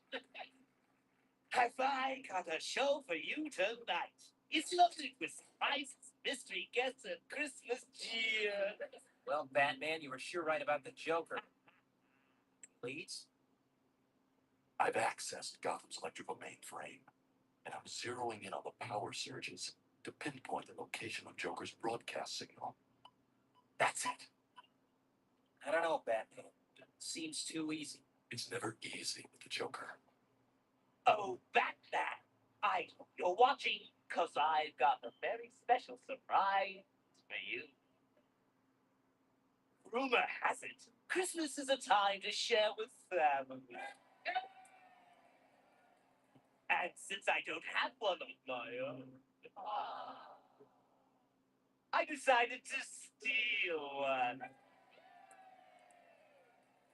And here they are, the awful family.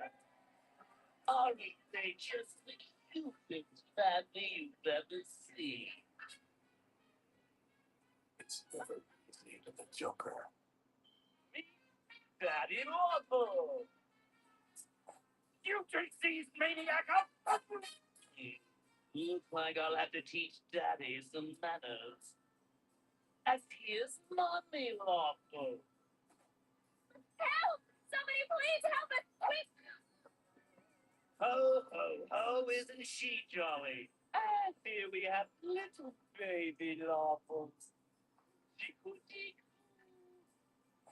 When I get my hands on you, I'll put this. I'll bet Batman wishes he had a family just like mine. Personally, I think relatives are a bore, so Batman can have them if he can find them by midnight.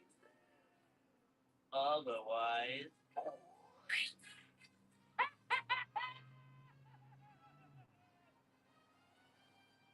Time. We're almost there. Hi, I'm Blackie. Joker's helpful little elf. I'm here to present Batman with a very special Christmas surprise. Uh-oh, here it comes. Gee, Joker, it sure is nice of you to get Bat Breath a present. I'm just that kind of guy.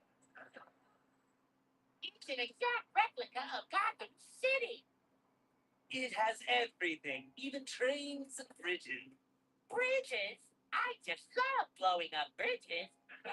Well, in that case, let's go live to Donner and Blitzen at the President's Bridge. Greetings, Donner. How about singing us a merry tune while you blow up the bridge? Oh, boys. Jingle bells, Batman's now gone.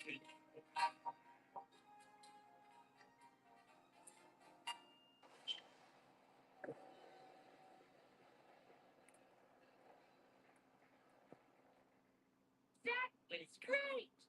The fun has just begun. The 11:30 train will be along any minute.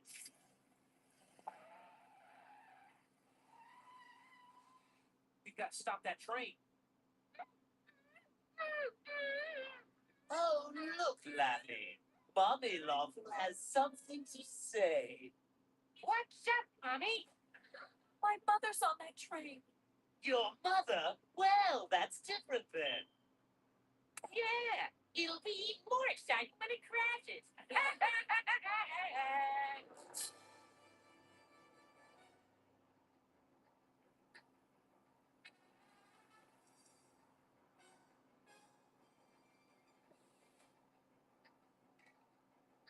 You want jump in the passenger cars. I'll get the engineer.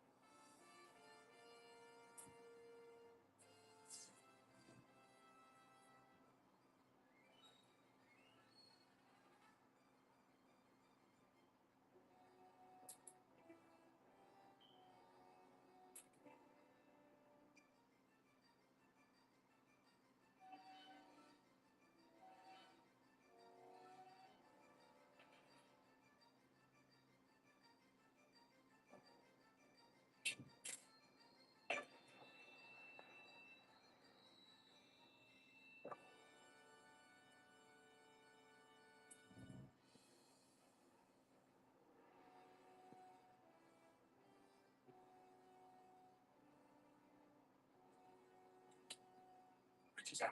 Come on.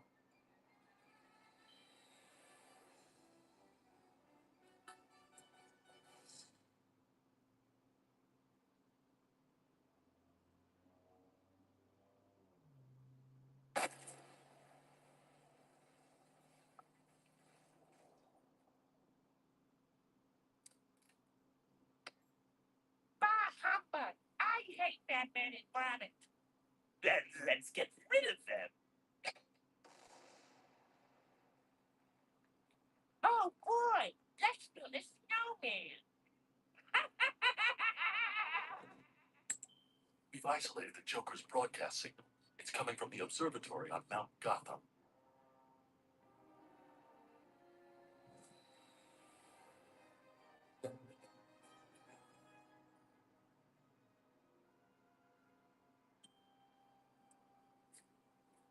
There, radar antenna. What's that? Careful, Robin. I'm sure there's more to this than meets the eye. Merry Christmas, Batman. I'm so glad you joined us. What's your game, Joker? Oh, just a little holiday entertainment, Batman. I'm sure all the folks at home will enjoy sharing this special occasion. Ladies and gentlemen, boys and girls, live from the top of Mount Gotham, the death of Batman.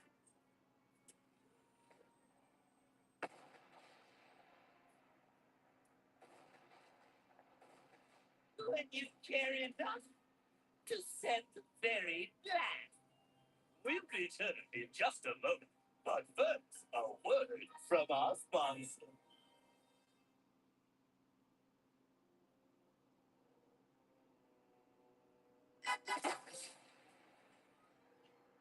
Robin, try and get inside the observatory. I'll draw its fire.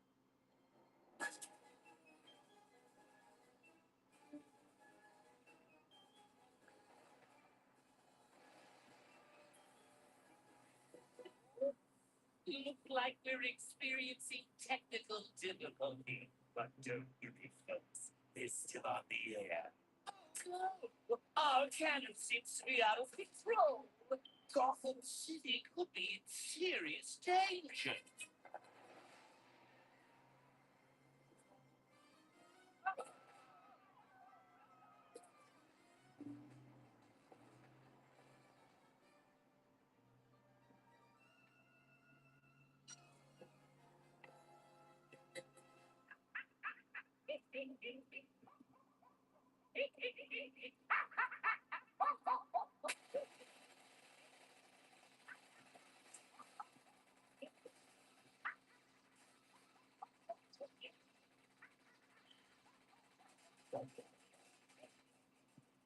Batman, Robin,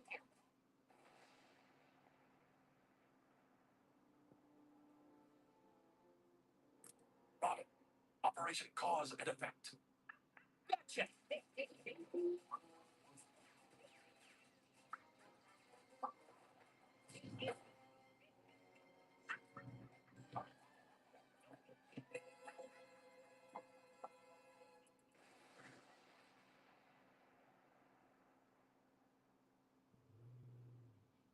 Batman, I'm fine, but we're not any closer to finding Joker's hideout.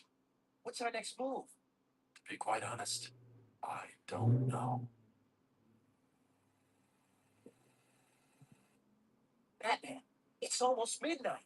We have to do something. It's up to the Joker now. Only a miracle can save the hostages. Where's that fella? And that Robin fella? Oh, they're gonna spoil my Christmas. What's the matter? Can't they figure anything out? Time's up.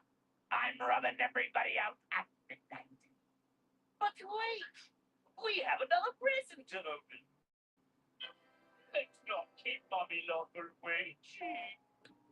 Too bad Batman is such a party mover. Maybe he doesn't know how to get in. All dressed up with nowhere to go. Well, I wonder what Mommy Lawful is getting for Christmas. The suspense is killing me. Is it? Can it be? Oh, yes! It's a Betty Blooper doll. And what do Betty Blooper dolls do?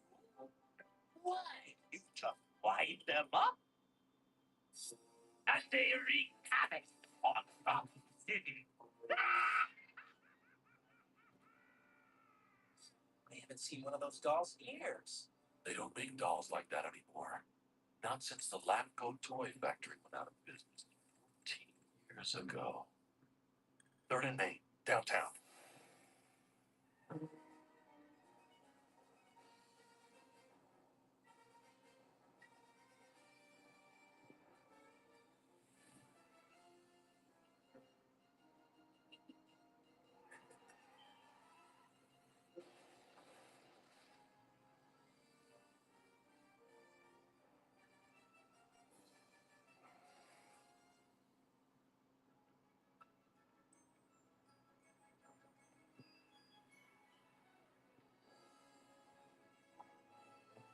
Sharp Robin. Yeah. Yeah.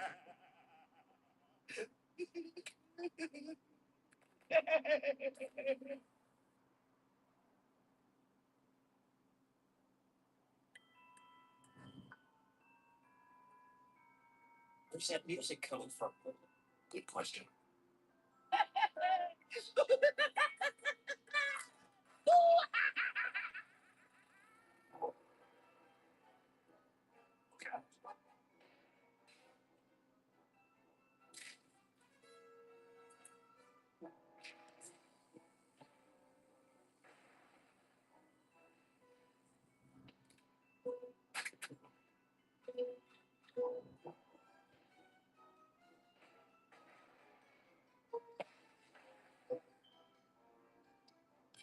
Stand ready. More on the way.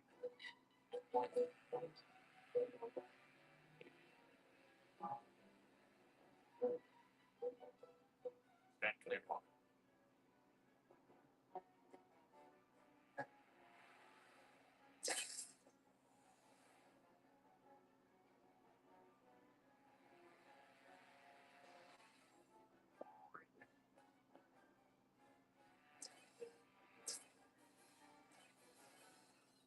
Don't call you Batman for nothing. Sniper.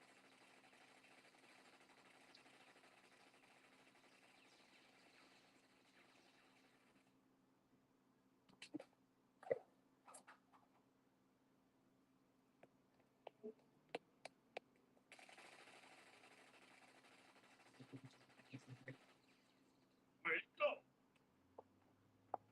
There he is.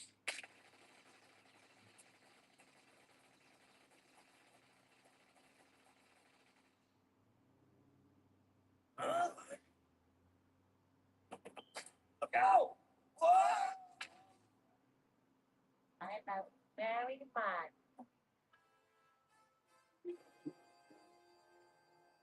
Keep your eyes open for the Joker. I'll save you the trouble, Batman. Come and get your Christmas present. All the kiddies get it.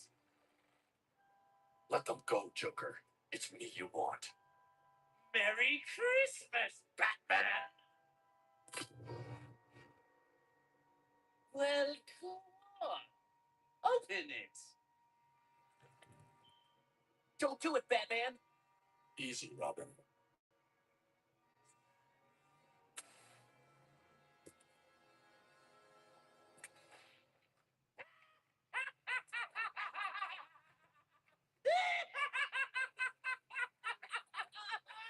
I can't grab it.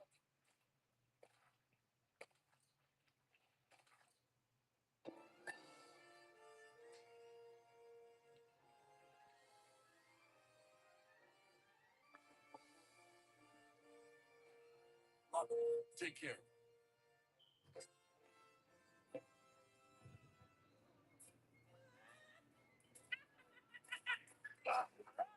I said you can't. You don't touch me. I'm the Joker Mask.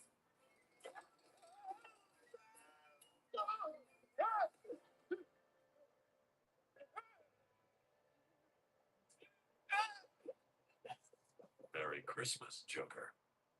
Bah.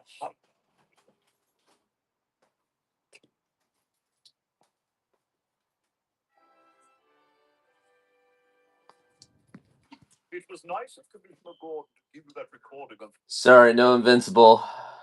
And it is a wonderful life. It has its moments.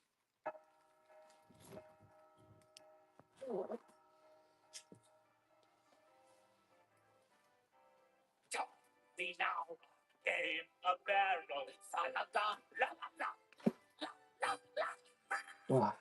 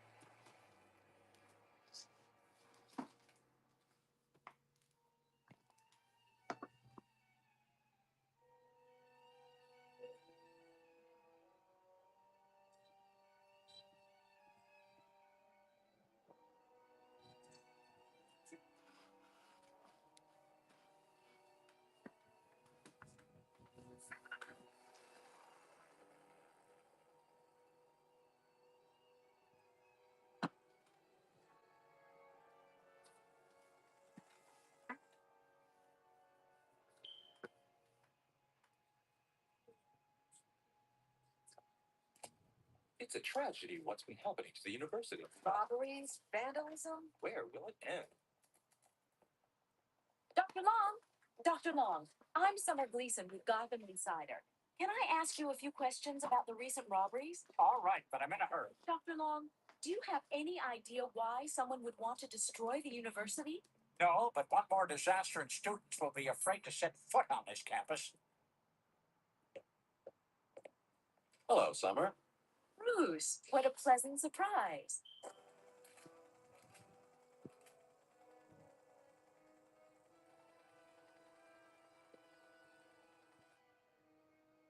Dr. Long, have you met Bruce Wayne? Your father and I attended university together. He had big plans for you. Well, I guess he'd be pleased. Wayne Industries is more prosperous than ever. Pleased? When your father was alive, Wayne was a name that commanded great respect. Now, all Wayne stands for is a self-centered, jet-setting playboy. It's lucky your father didn't live to see what you've done to his good name. He'd have died of shame. Wait, Dr. Long, I haven't finished the interview. He's probably just venting his anger over what's happening to the university.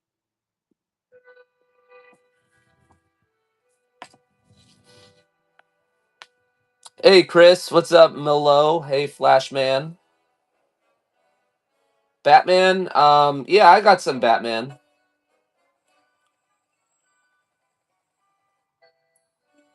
What kind of Batman do you like?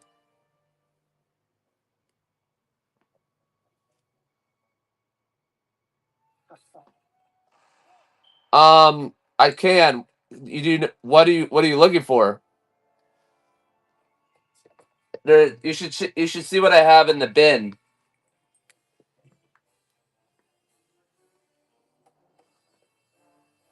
Hey, Upstate Breakers.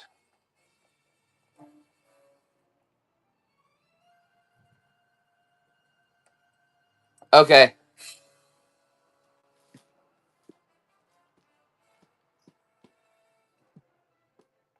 Hold it right there. Here's a nice one. Here's Batman 314. No spiders! Get them off of me! No! High grade copy with Two-Face. What did you do to him, boss? Yeah, I'll give you a good deal. Here you go. Which is obviously arachnophobia. What? Arachnophobia. Fear There of you got Batman 314, high grade copy to the ball. from 1979, Two-Face issue.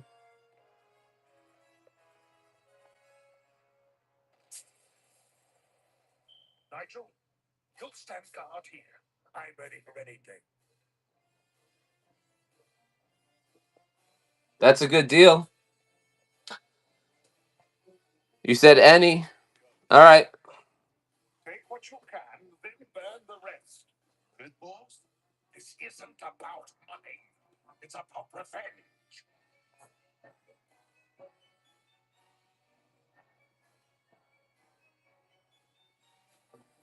Forbidden Tales of the Dark Mansion 13 from 1973.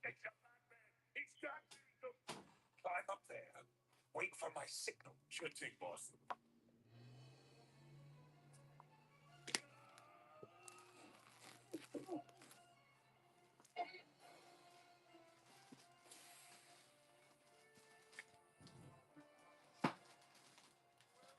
Batman.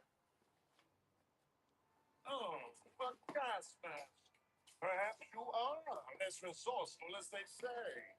Are I am fear incarnate. I am the terror of Gotham. I am the Scarecrow. give it up. There's no way out. Except through you.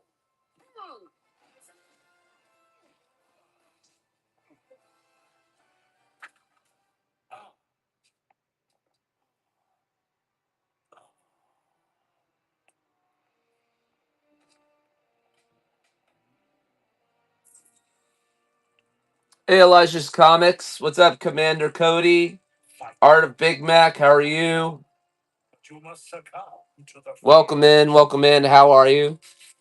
What hidden terror keeps the Batman awake at night? Come on, you creeps. My work is done.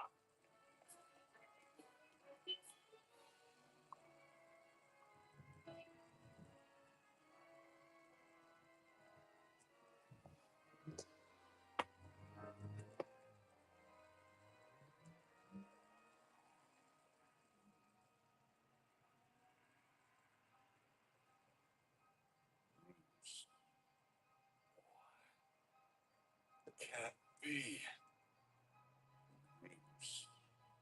Hey, Funk Man, welcome in. Father? And disgraced.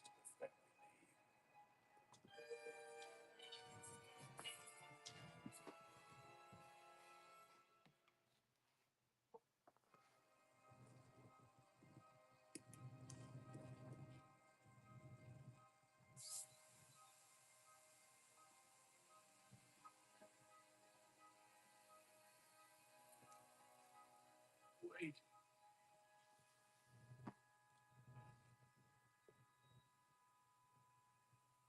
Hey, Aaron M. What's up, Villain I Doom? Welcome in. What happened? Scarecrow. Scarecrow? What do you mean? He's right. It was some guy dressed like a scarecrow. He tried to torch the bank, but Batman stopped him. All right, then. Where is this Scarecrow? Well, he got away. Oh, you mean the commissioner's pet bat here let him get away? What do you got there, vigilante? Looks like police evidence. Give it up. Now! Ooh, looks like I'm gonna have to take it from you. Bullet. What the blazes is going on here? Place is right, Commissioner. It's attempted arson. Zorro here is withholding evidence. Where the... You were saying? Never mind. Murtoff, welcome.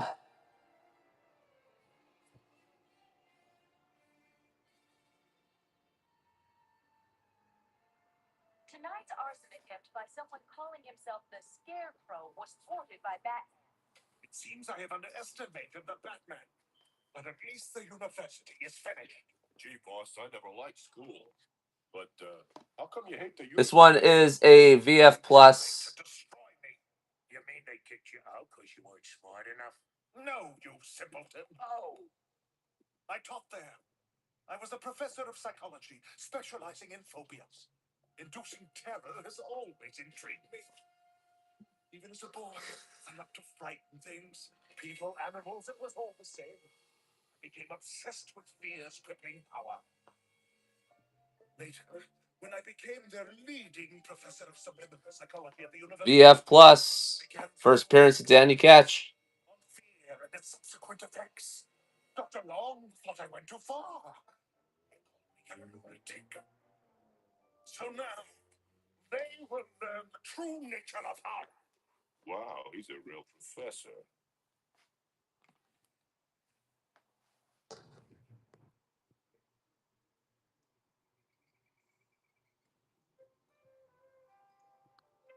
You feel like $1 million.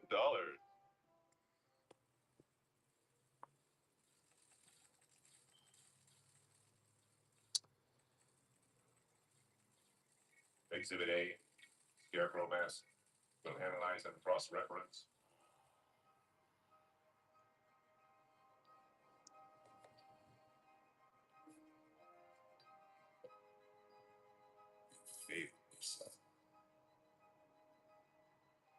Summer Gleason back live at the Gotham State University. The campus bank was the target of a robbery and a malicious arson attempt by the so-called Scarecrow. Clayton Crane, Ghost Rider, Trail of Tears. He failed to catch the perpetrators. Failed to catch the perpetrators. Failed. Imagine that, sir. Huh? What?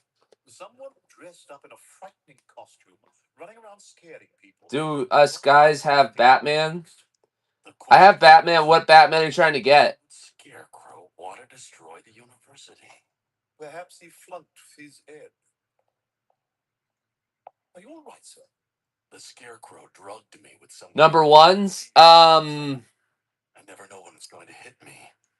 I had an absolute Batman 1 the other day, but I sold it. He says I'm shaming the family name. That's rubbish.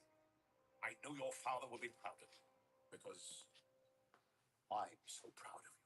Now, come on. It's time for chicken soup and a good night's sleep. Alfred, Yes, sir. thanks.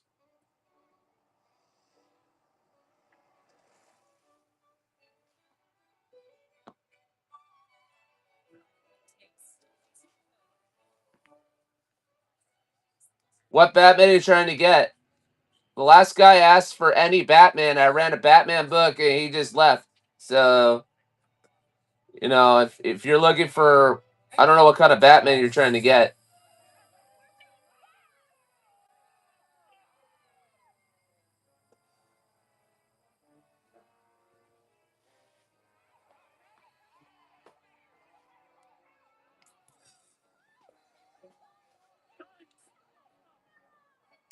Thank you, Dr. Long.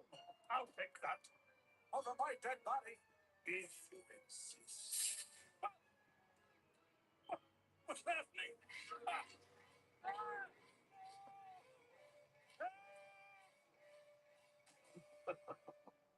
Bring him.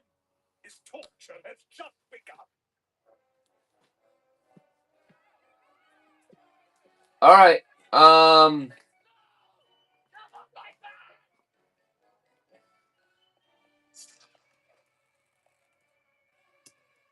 Batman, I am surprised. I thought you'd be home enjoying my time-release fear, Thompson. There you go. Welcome to everyone's worst fear. Isn't it invigorating? It's a giant bat.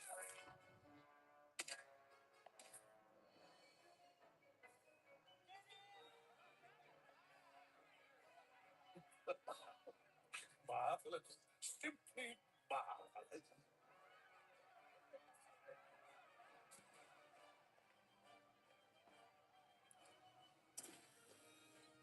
Well, dude, I'm giving you anything and you're just not buying it, so I can't really make you happy if you're not. Yeah. Sorry. Sounds like you got. Oh, what it?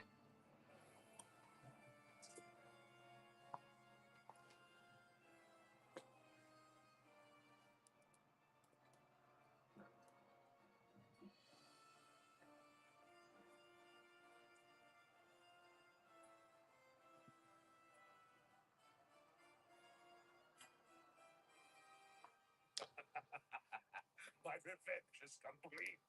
The university is in the grip of fear, and Batman has been annihilated. Annihilated, destroyed, dead. Then who's that? Believe it. Anthony, take care of him. Who, me? But boss. Do it.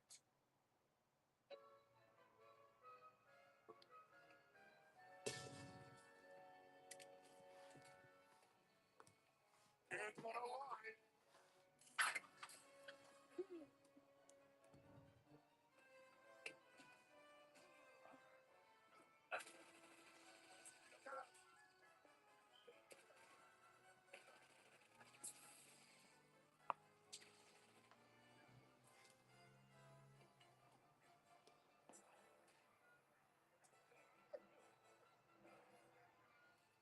Do something, B.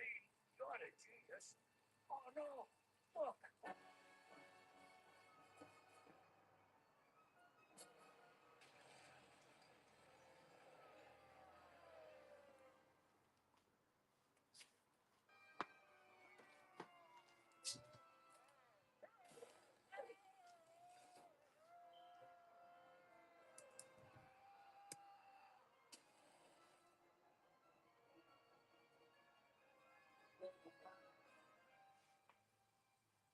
What are we going to do, Professor? I believe we can leave it to my fear toxin. Reeves. No, not now. You are a disgrace. No. No. You are not my father. I am not a disgrace. I am vengeance. I am the night. I am Batman.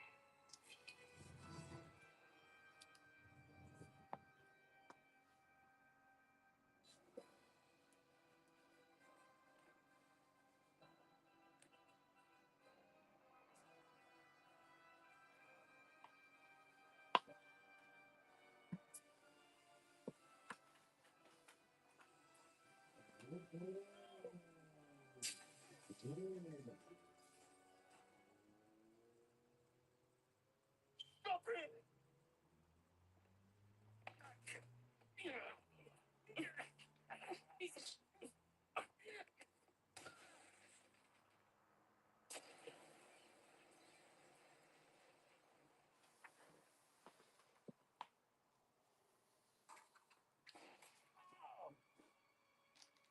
No. No more visuals. They're closing in on me.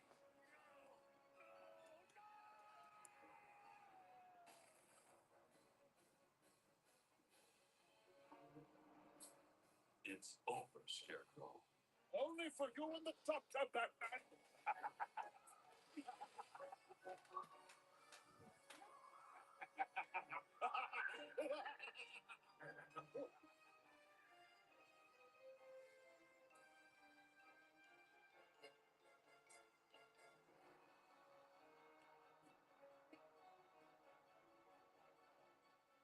What's going on? Just hold on. Oh.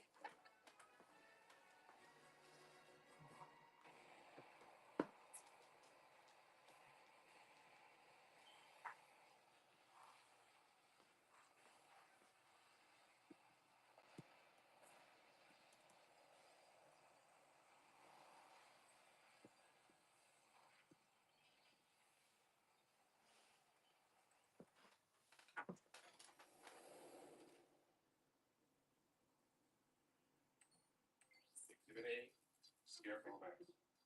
Analysis complete. Substance is manufactured by 5 corporations in Gotham City. Axis Engineering, Biolaboratories, Crane Chemicals, McCurdy Manufacturing, Star Labs. Computer. Cross-reference former employees of Gotham State University with the chemical labs. Searching for them. Wow. One Jonathan Crane, owner, operator of Crane Chemicals. Background on Crane. Searching. Former professor of psychology, specialty, fear and phobias. Bingo.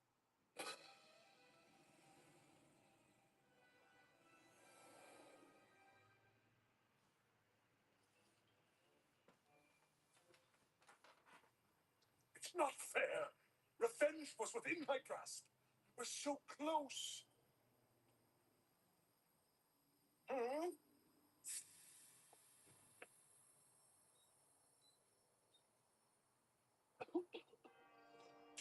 What's going on? Who's there?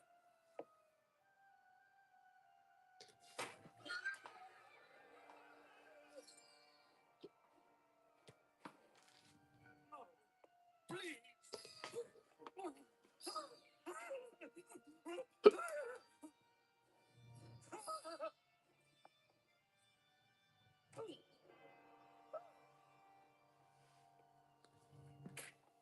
No, stop.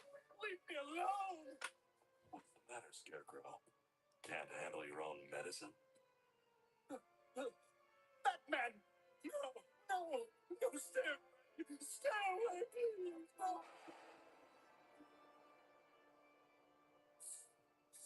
Stay away. Oh, yeah. Get the facts, Commissioner. Batman's withholding evidence. Even Huff the Scarecrow guy escaped. I bet my badge he and Scarecrow are in cahoots. You're a badge, eh? Huh? Now, about that badge.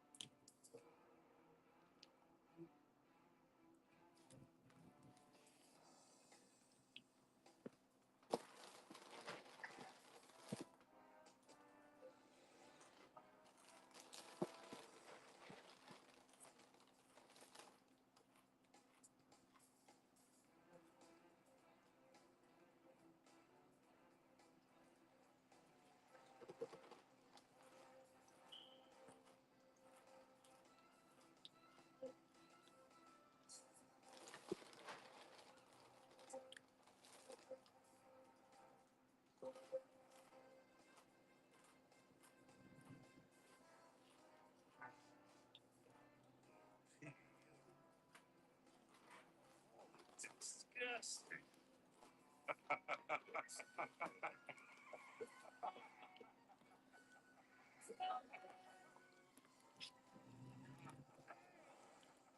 Look out, you crazy!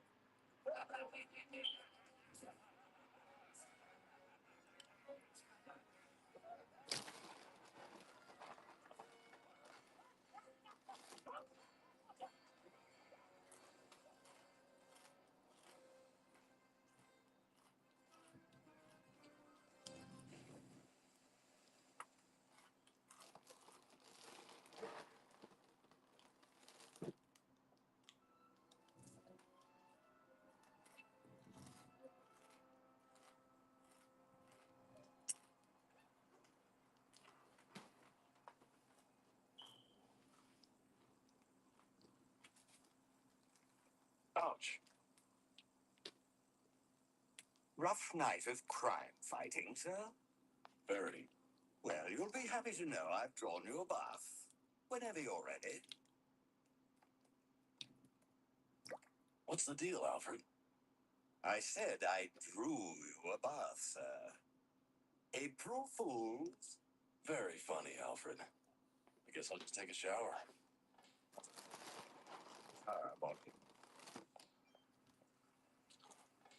Alfred, hit the radio, would you? Right away, sir. Traffic is at a standstill on the Gotham Expressway where a trailer full of eggs was overturned. This just in. The Gotham police are investigating a series of near-fatal accidents along the river. Initial reports indicate that bikes have inexplicably begun acting like total laughing fools. Spider-Gwen, yeah. Sounds like a rather dirty April Fool's prank. See, Spider-Gwen. The Joker. Spider-Gwen.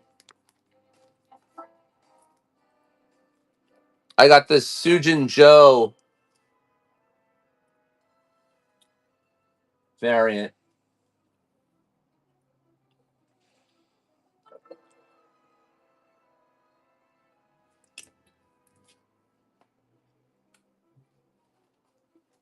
Real nice copy, near mint.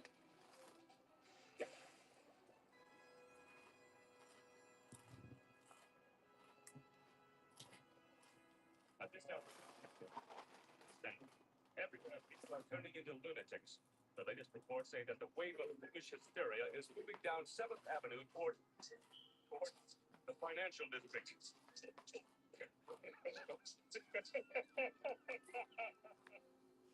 That's my cue.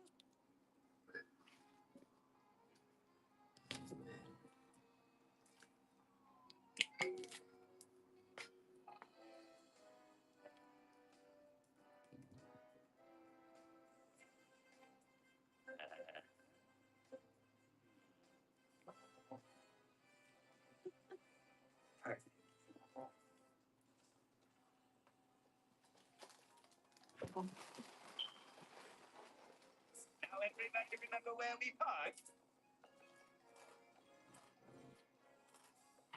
When the going gets tough, the tough go shopping.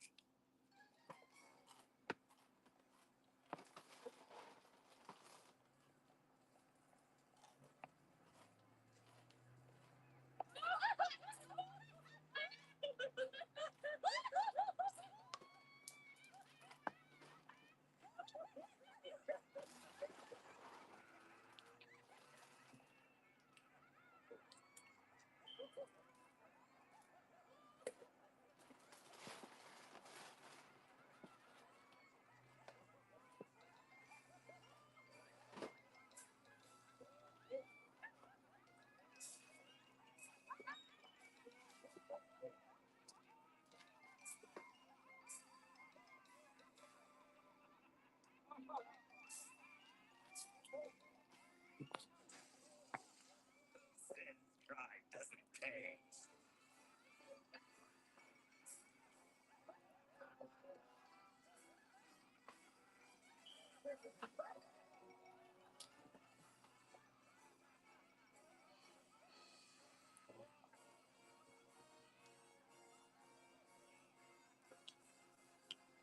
Now, this is what I call a sidewalk scene.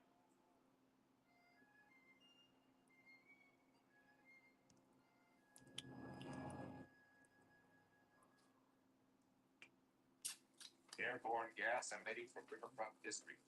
Analysis: lengthy exposure to the gas will result in permanent insanity. Alfred, I left the hex key upstairs in the den. Would you bring it down? Oh, go fetch it yourself. Very funny, Alfred. But I've no time to play. Alfred. Alfred.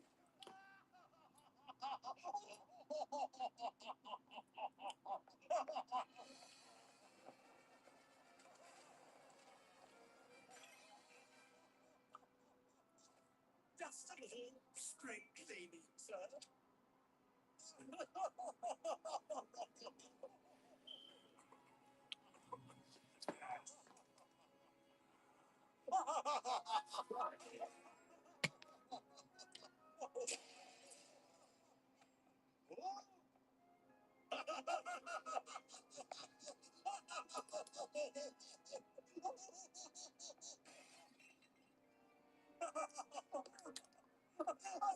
I've contracted a giant case of the giggles.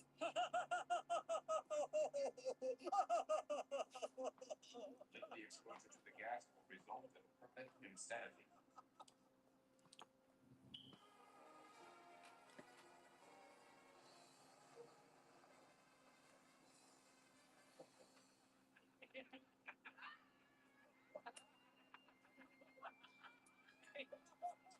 Okay, let's shoot it. This place is getting me the creeps. I'm here in downtown Gotham where corporate CEOs have gone stark raving mad. It would appear that the collapse of the stock market is now imminent. The question is, will April Fool's Day mark the end of Gotham City as we know it? The only things gaining now are the laughing stocks.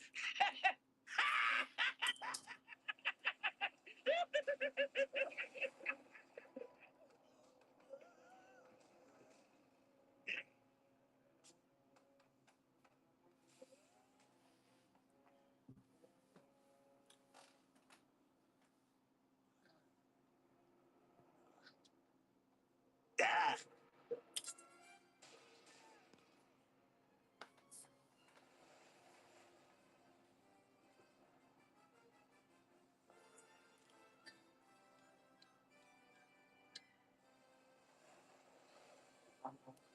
Frank B. Rippin, welcome in.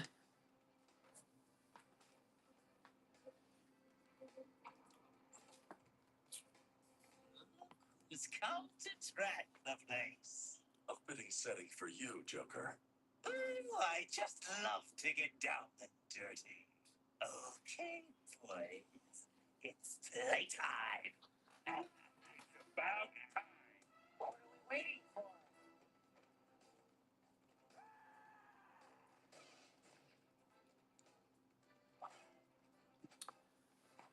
I got it at $30. It's a low print issue.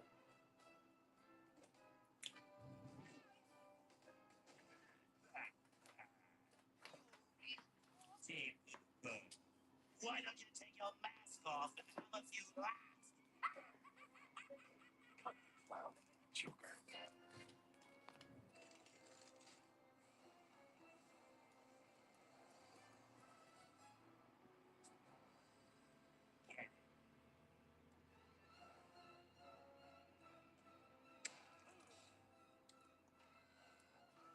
It's a fine minus. Have made Captain Clown mad.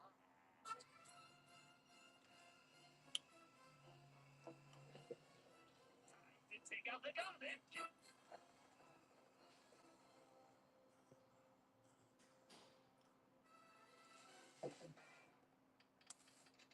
I just love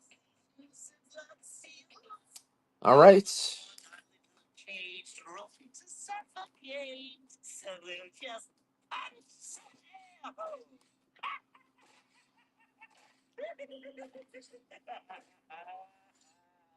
Okay, Captain. Give it the old heave-ho.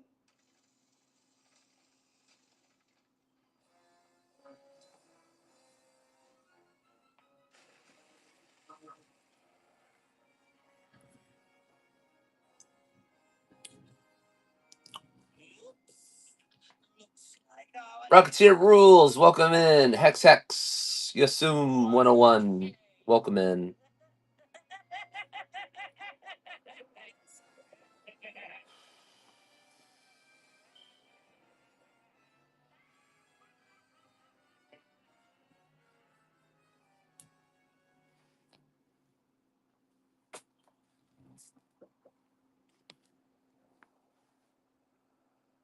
I never knew Batman could sing so low.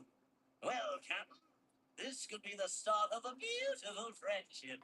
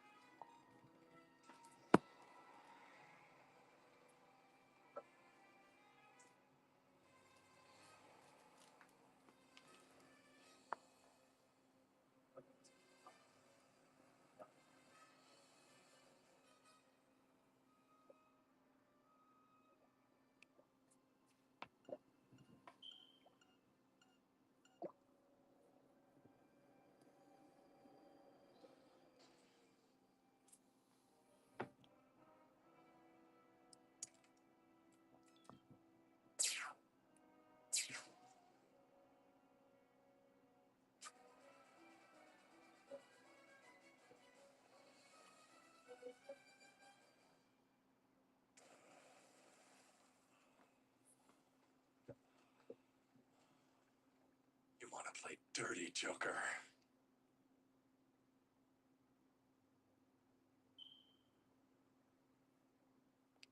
Get ready, boys. Here it comes. This'll give those April Fools a lot more smiles per gallon.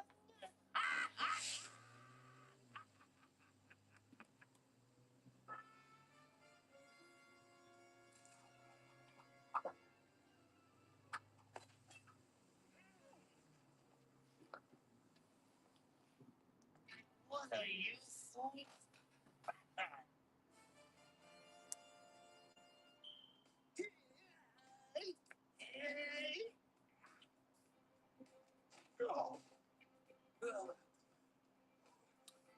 What's up, Cisco Mix Boy?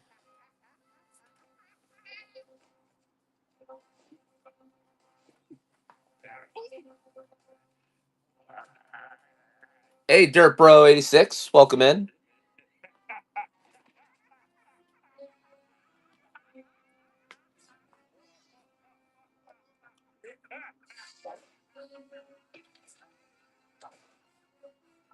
Upside Down Brain, welcome in.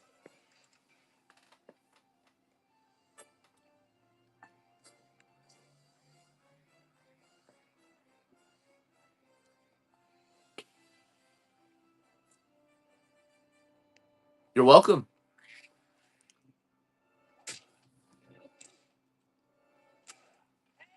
Batman. Looks like Captain Clown is really getting attached to you.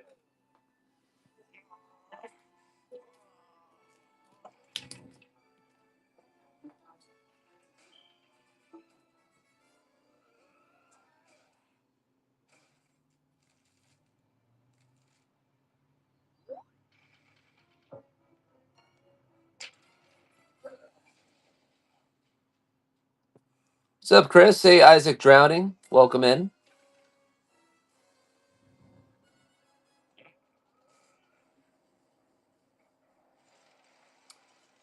Yo.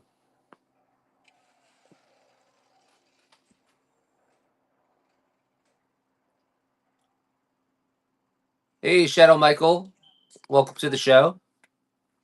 Kill Captain Clown. Just for that, Batman.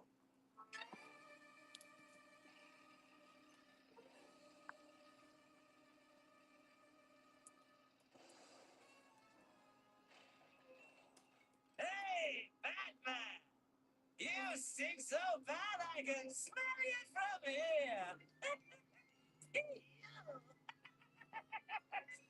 Go look in the bin and make an offer.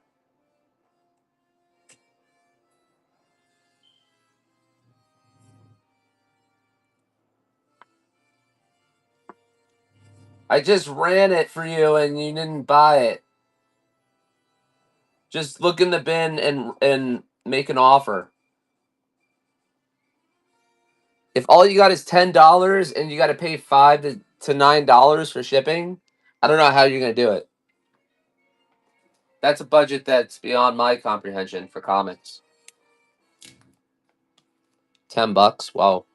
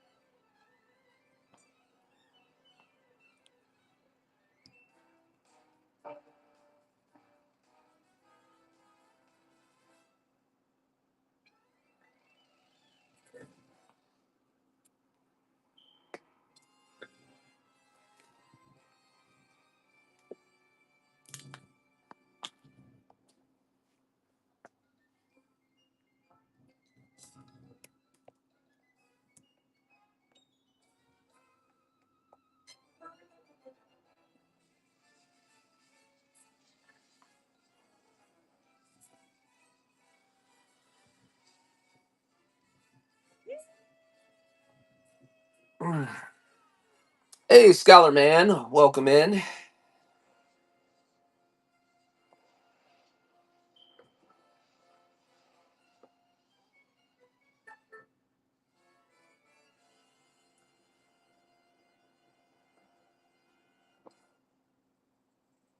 Justice is served hot, Batman! You're going to melt just like a grilled cheese sandwich.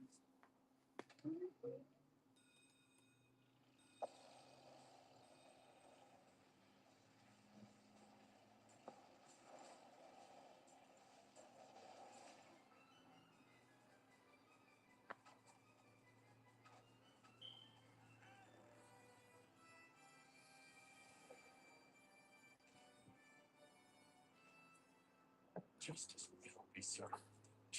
Service with us. Hey, Duncan, what's up, Nectar Collector? Ever Vintage Mills, welcome in. Skylar May, hi, how are you? Finally told a joke.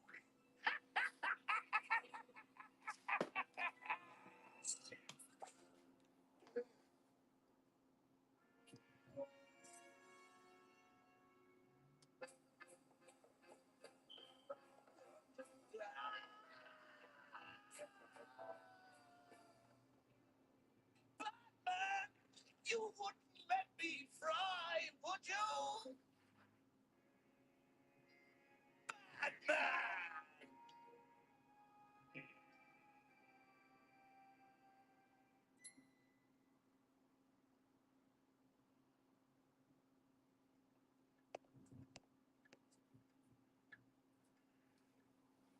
I've taken 8 showers and I still feel soiled.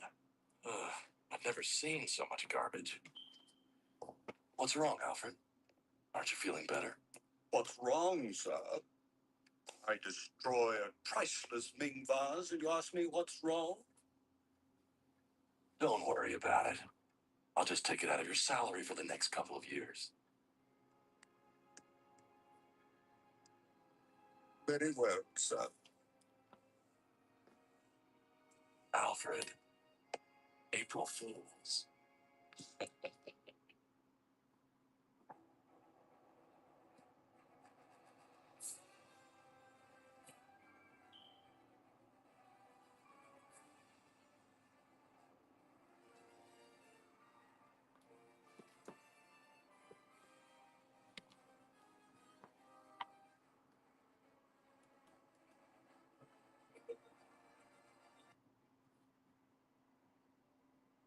Hang on. Hang on.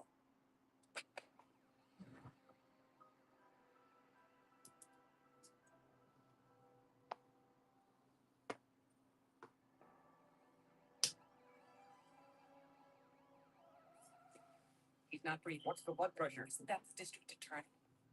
Get his blood pressure. Get the EKG and move him into OR ICU number 3 stat. Do we have a pulse? We need a pulse here. Get the EKG and move him into the OR ICU number 3 stat.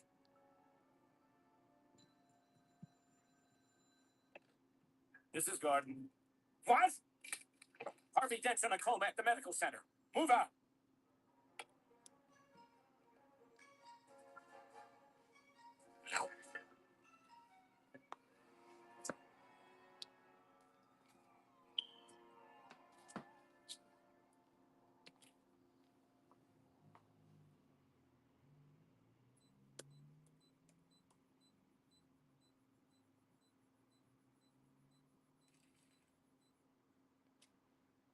So, what's the story, Doctor? Heart attack? Oh, Commissioner, Mr. Dent has been poisoned. For goodness sakes. Good. Get down to that restaurant. What's it called, Wayne? The Rose Cafe. The Rose Cafe. And find out who did this. With pleasure. I want police guards on duty here around the clock. Yes, sir.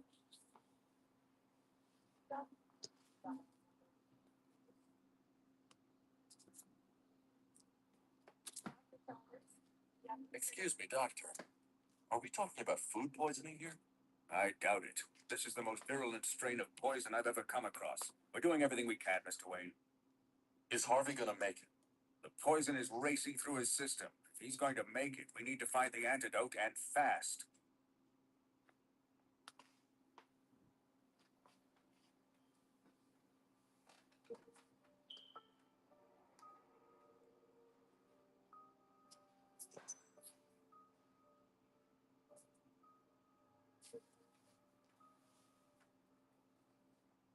So what did you put in this? Chocolate, sugar, eggs, cream, strychnine. No, sticker. What I had is just a piece of it. You know who did it? Talk. Hey, I just cleaned the dishes, okay?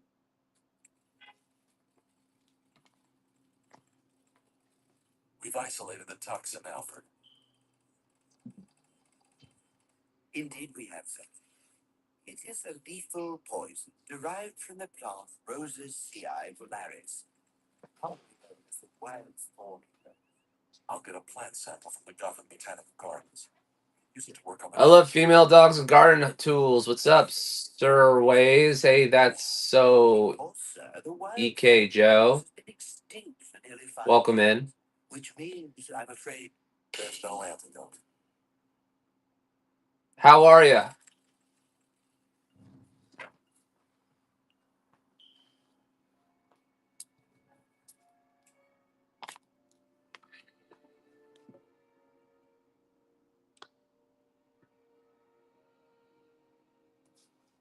fight, Harvey. Fight. Bruce, I came as soon as I got your call. How is he? We're not sure. I want to see him. Sorry, ma'am. No visitors. Commissioner Gordon's orders.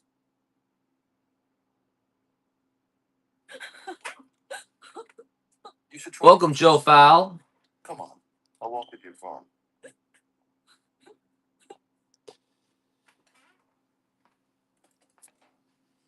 Promise to call me if there's any change. I will. You get some. First appearance of Black Goliath.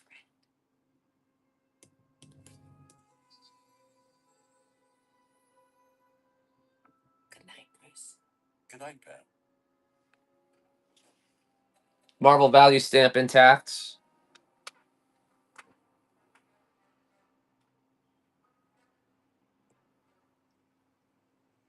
Yes, sir. Alfred, dig up anything you can on Pamela Isley. Who she is, where she's been, what she does, the works. Consider it done, sir.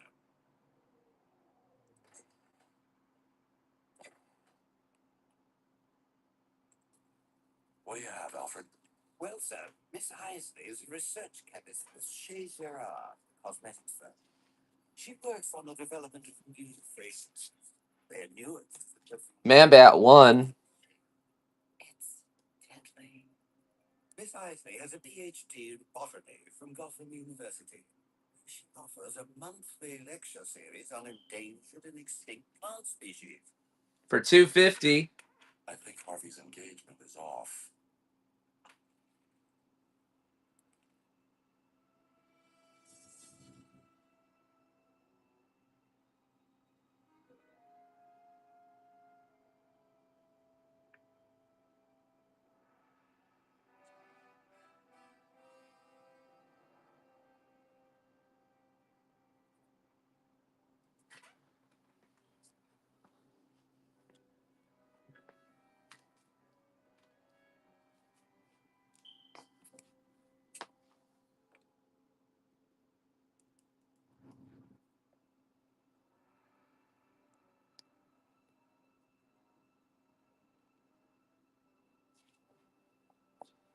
Man Thing issue 4. Marvel value stamp intact. You've done so well today, sweetheart. Now get some rest. And don't worry, I won't clip off any more of your beautiful petals unless I need them.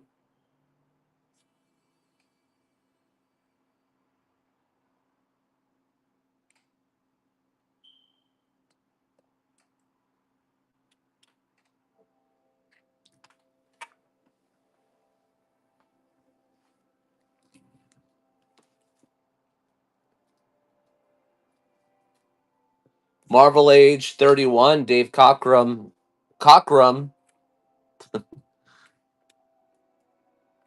Cockrum cover.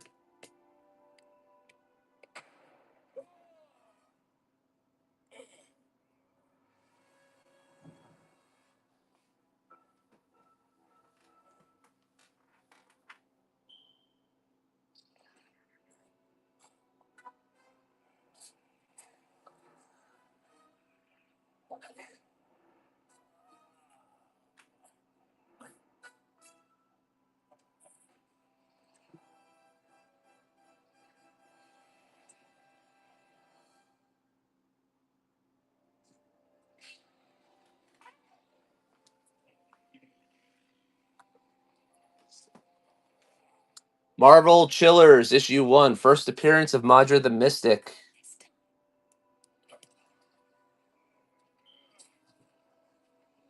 A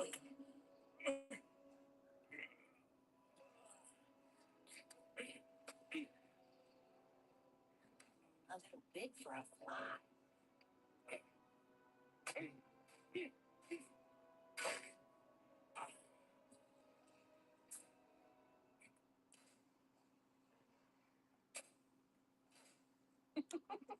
Batman. A late night rendezvous? To what do I owe the honor? Harvey Dent. Oh, the poor district attorney. I hear he's not expected to live. Oh, it's so sad.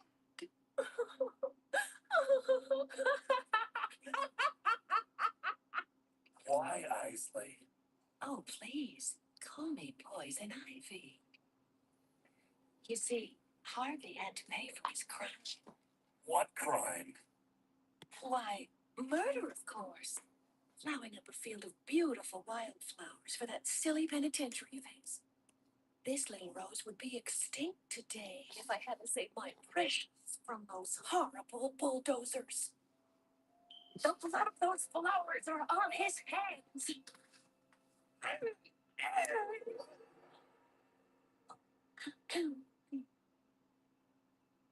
So his fate was sealed. With a kiss. Now, so is yours.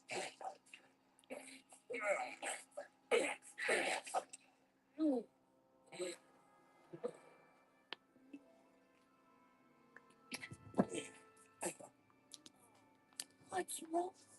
Afraid I have cooties? This is actually a really nice copy, too. Too bad. Hey, Jayco Silver Comics. What's up, Nathaniel 62? After Hour Horsepower. I call it Rose from the Dead.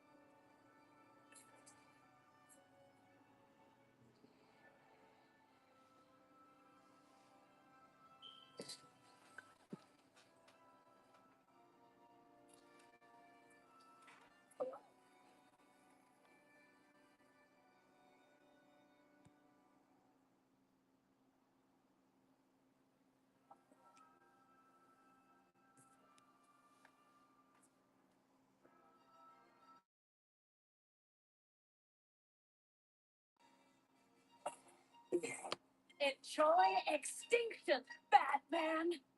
I'm not going alone.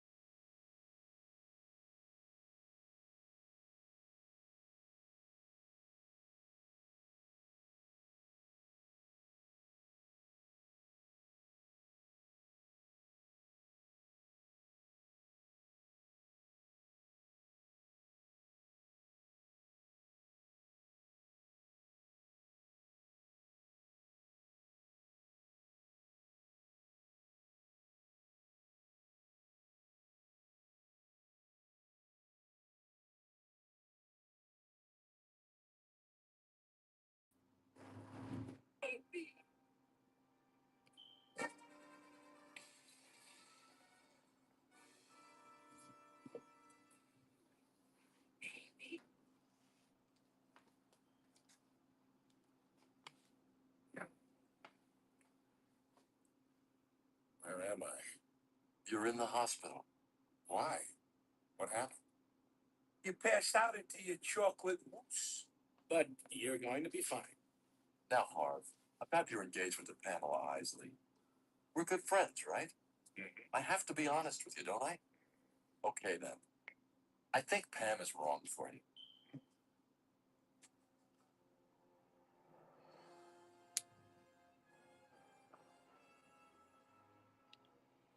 They can bury me as deep as they like.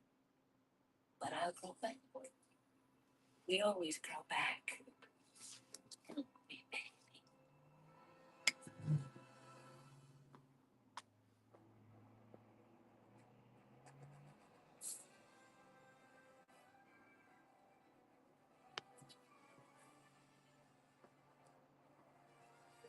Hey, Sancho, it wasn't me. Welcome, Goldman. Welcome in, guys. What's up?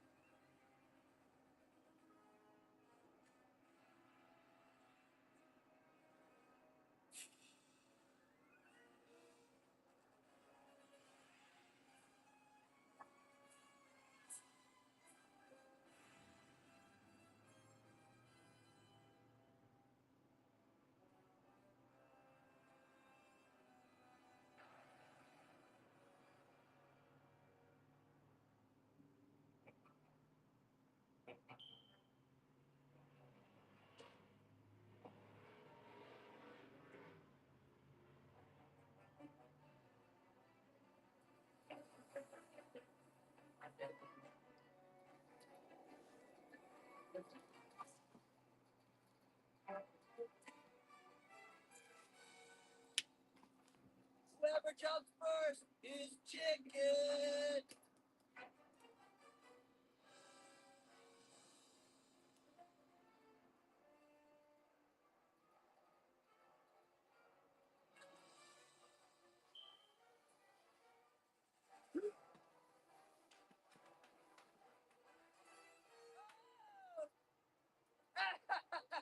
I knew you'd chicken out.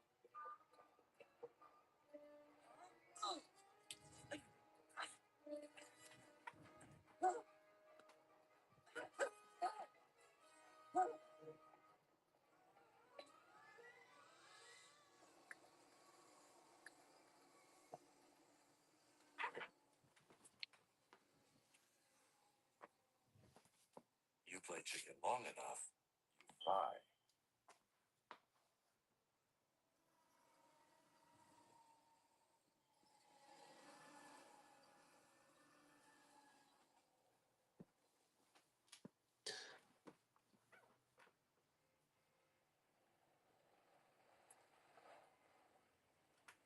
Hey, Spawn Life. What's up? Mordecai Courage.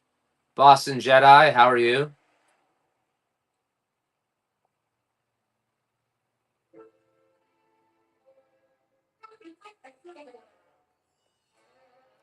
My purse! Help!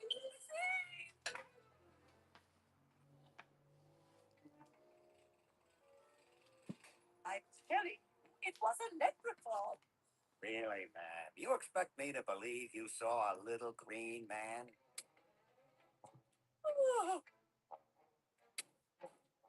Hey!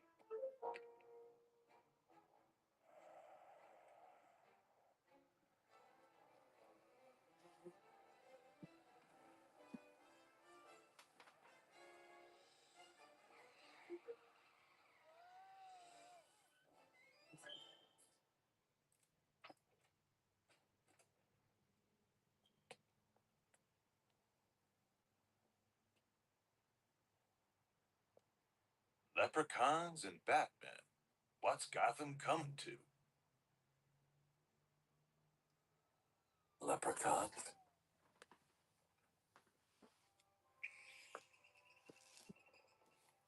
Leprechauns, Alfred. Pardon?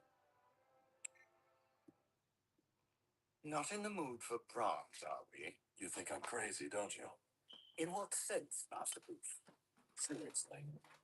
You don't believe I saw Leprechaun. Did he have a pot of gold? Sir, I believe you saw something. Maybe I need a rest. I do believe a break from Wayne Enterprises and crime fighting would do wonders. Perhaps a vacation. Golf. Sounds boring. In the Bahamas. Hot and boring. No, Alfred. I think this is a job for Batman. You have a fine flair for dramatics.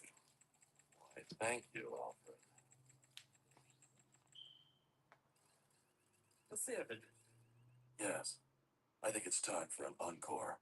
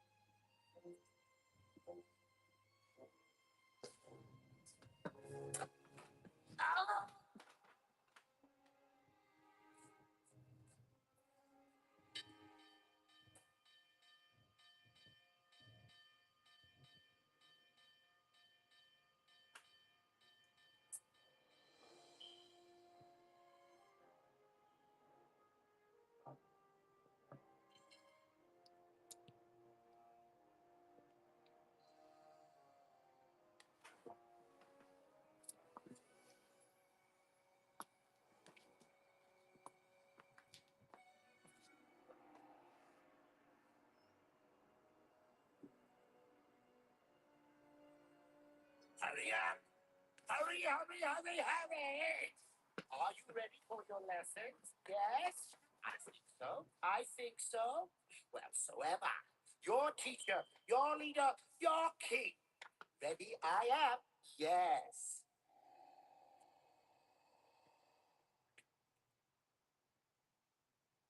Lesson number 1 is no talking! Children are to be seen and not heard. We are the underdweller. We are the silent ones. We follow the invisible creed. But. Someone was talking. You were heard. And we all know the punishment for talking. Don't we, boys and girls?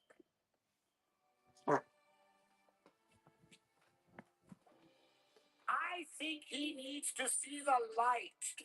Yes, I do. A few hours in the light will make Jack a bright boy. And now, lesson 2. Open you up to the streets! Bring back pretties.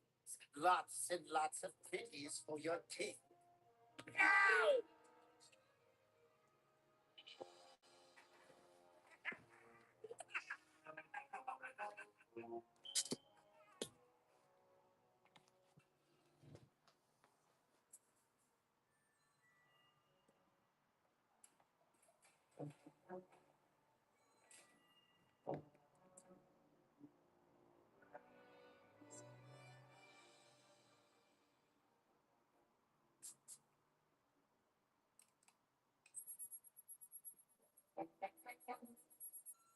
I thought so.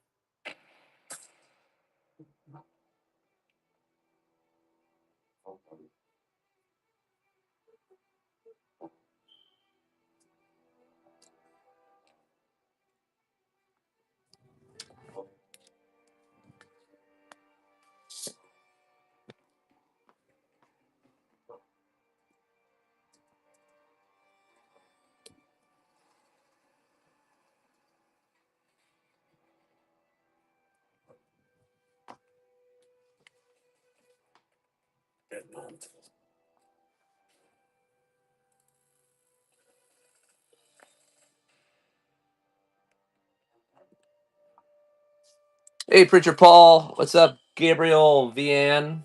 Welcome in.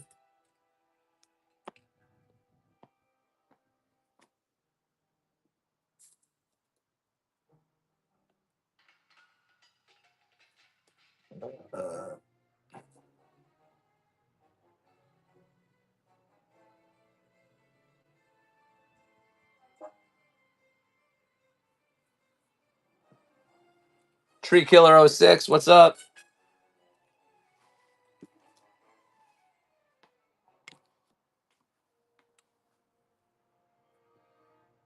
Just a second, son. I can hurt you. Wait.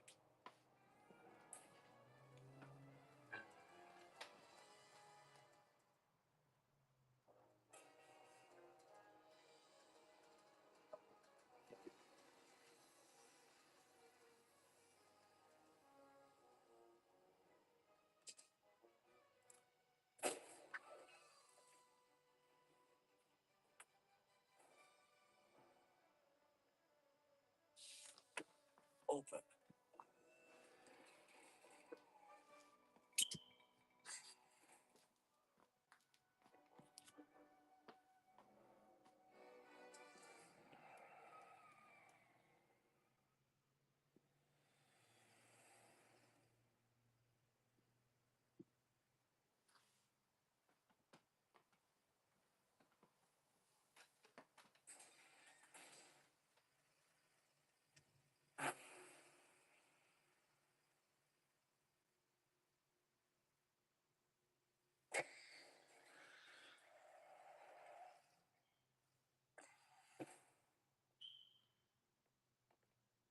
Good evening, Alfred. Sir? Might this be one, the electrical? This, Alfred, is our guest. I'd like you to take care of him. Me? But I know nothing. Children? You'll do fine. Feed him, clean him, and put him to bed. Well, perhaps. Not in that order.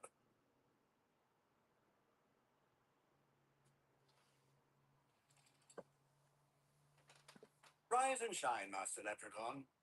Time to be up and about.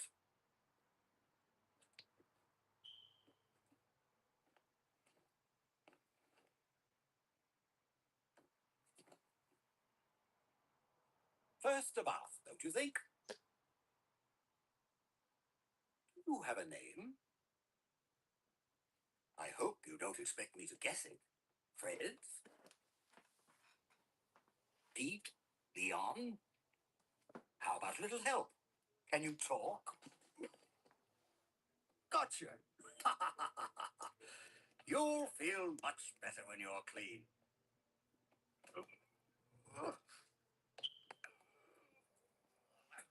Smell better too, I trust. Hey, Rav. What's up, Big Top? Gee whiz. What's going on, Rav?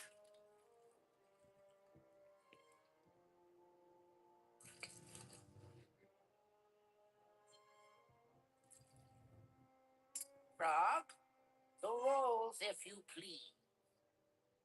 You're not Frog. Where is he? He's not here.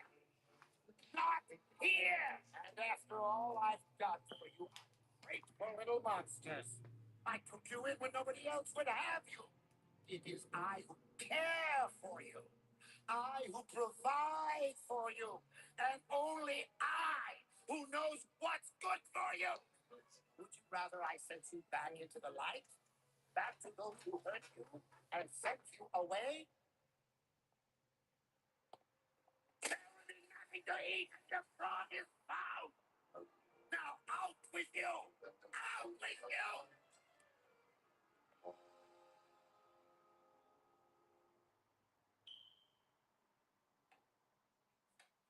Now, let's start with some basic table manners.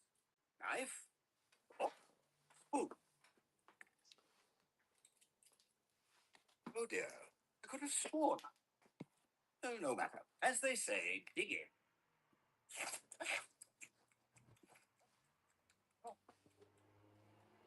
I wash, you dry. Now then, doesn't it feel good to be doing honest work? What? Wait! Charming. Hey, Grey Dog Comics, welcome in.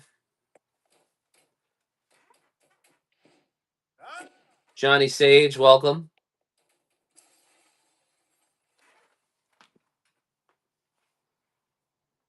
Out here.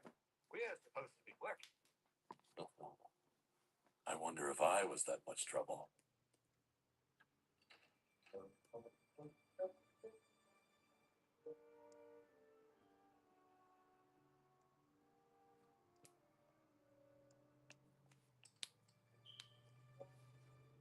Oh dear, that is extremely dangerous.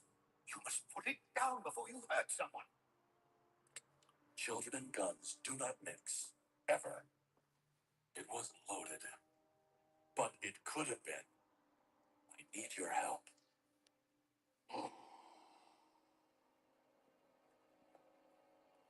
Hey, D Banks. What's up, Moments?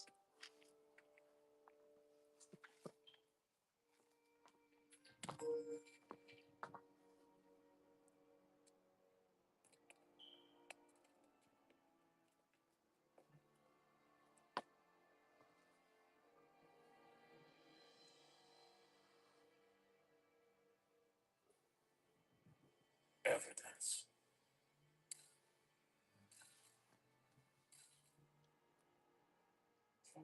Where is he?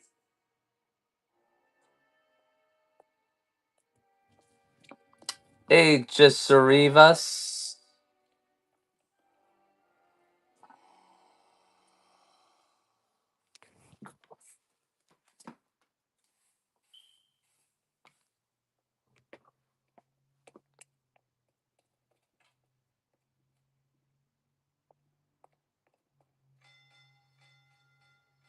First Element Girl or Chemical Witch.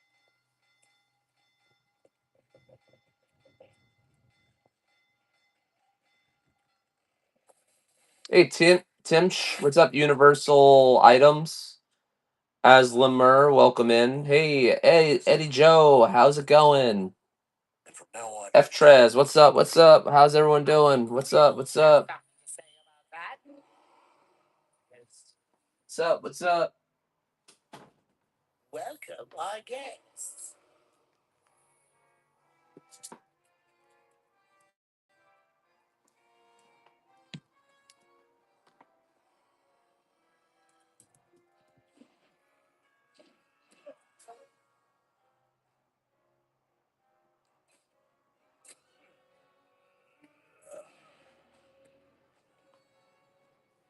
You got a free show at least. Costs money to put a show on, you know. Hey, Cell Deck, what's up, Leroy Jetson? Chris Martin, 64, how are you?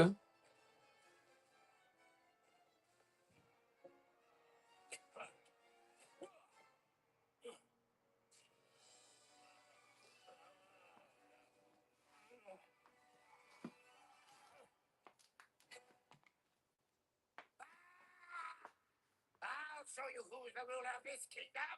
Put him down. Now.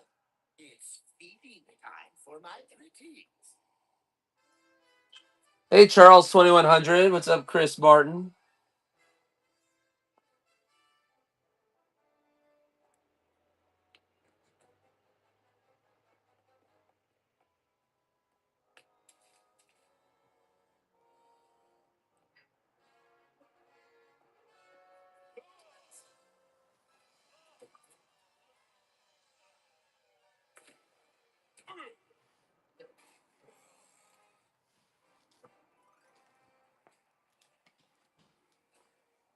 great. I thought you were endangered. Bravo. Raw folk. You've caused me great distress. Evil bat. Yes, yes, yes, you have. You've hurt my pretty pets. And you've frightened my beloved children. Beloved children. Yes. I feed them, I clothe them, I discipline them, and I teach them a trade. And now I will teach you something. First, Aquaman foil facsimile. Grab my hand.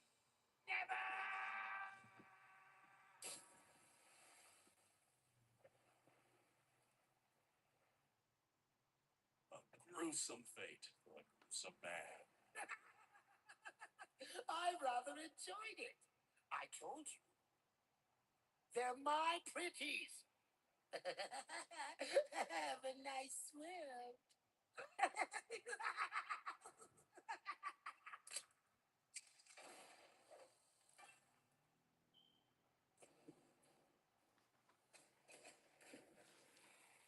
Later.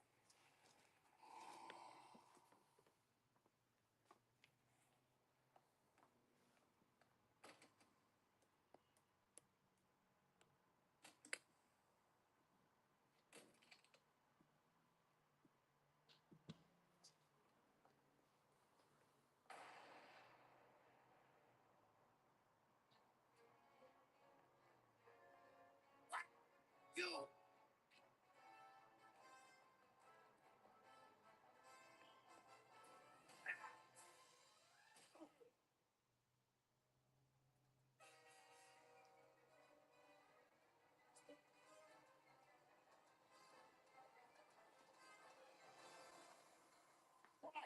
Why? I don't pass sentence. That's for the courts. But this time, I am sorely tempted to do the job myself.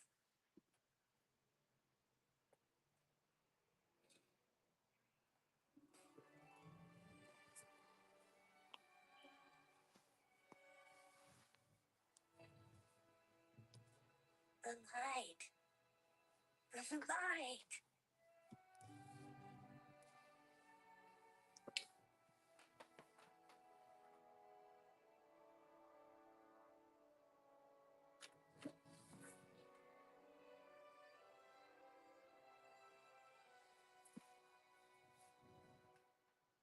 Hey, Big Timber, what's up? AKA Shrek, Freddie M, Robert Doomy Jr. How are you?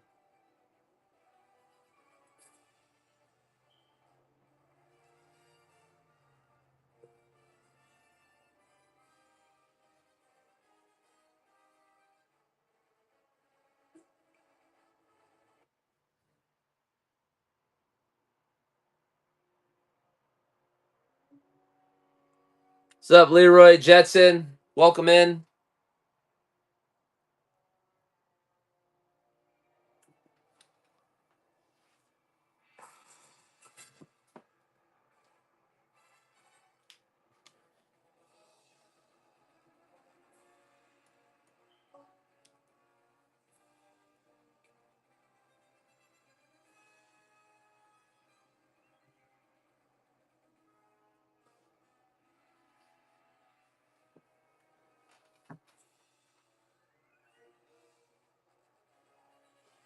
Adalio5, what's up?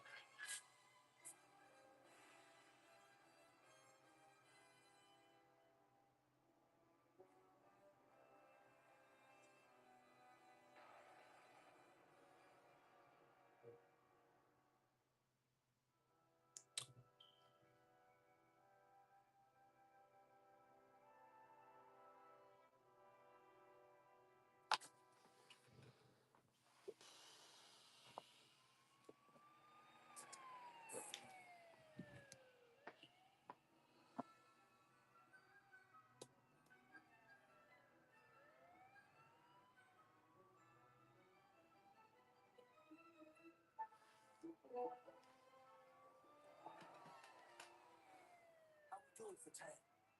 The Lux meeting us at $2,300. We'll be there with 10 to spare. Relax.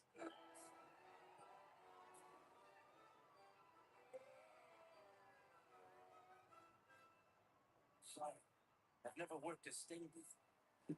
Gotta be a hot one.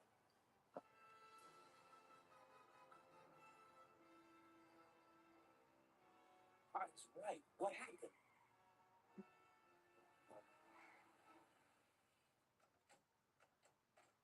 Where's Bullock? I don't know. But we're in deep trouble. We've got to find Bullock.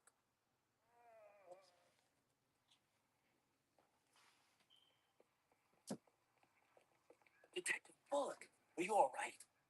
I'm okay. Do you realize what this means? Why didn't you wait for us?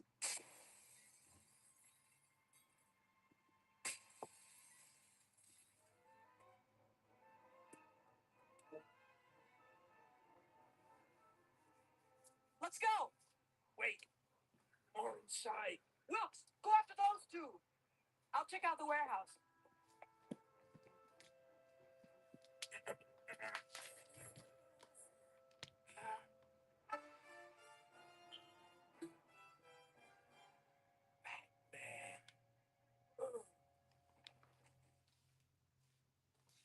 When I'm done with you clowns, you won't qualify as security guards. The department works months. We lay out $2 million in cash for the state, and in 5 stinking minutes, you idiots blow it. Hey, I didn't blow anything. Well, one of you did. Or maybe what we've got here is 3 cops on the tape. That's uncalled for. What? You can't be serious. Where does he get off? Hey, I'll tell you who's to blame. Batman. You saw the Batman too? Come on, Harvey. Batman's fault? Then whose fault is it, officer? I don't know. But I'm sure it wasn't Batman. He was... Either you start coming up with some answers or hand over your badges. I'm telling you, Lieutenant, Batman blew the bus. Montoya and Wilkes were late, so I had to go in alone. We weren't late. You had your chance. All right, Bullock, let's have it. Like I said, I had to go in alone. I was waiting for Wilkes and Montoya when I saw that blasted Batman enter the warehouse. I couldn't wait for backup any longer. I was afraid he'd screw up the bus, so I followed him.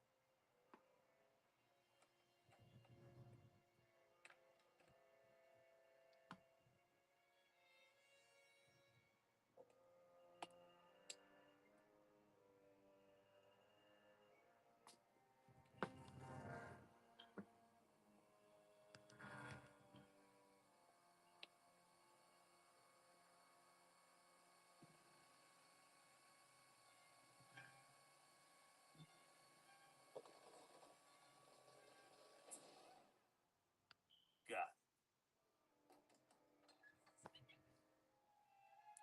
The boss was right. There must be a couple of mil in here.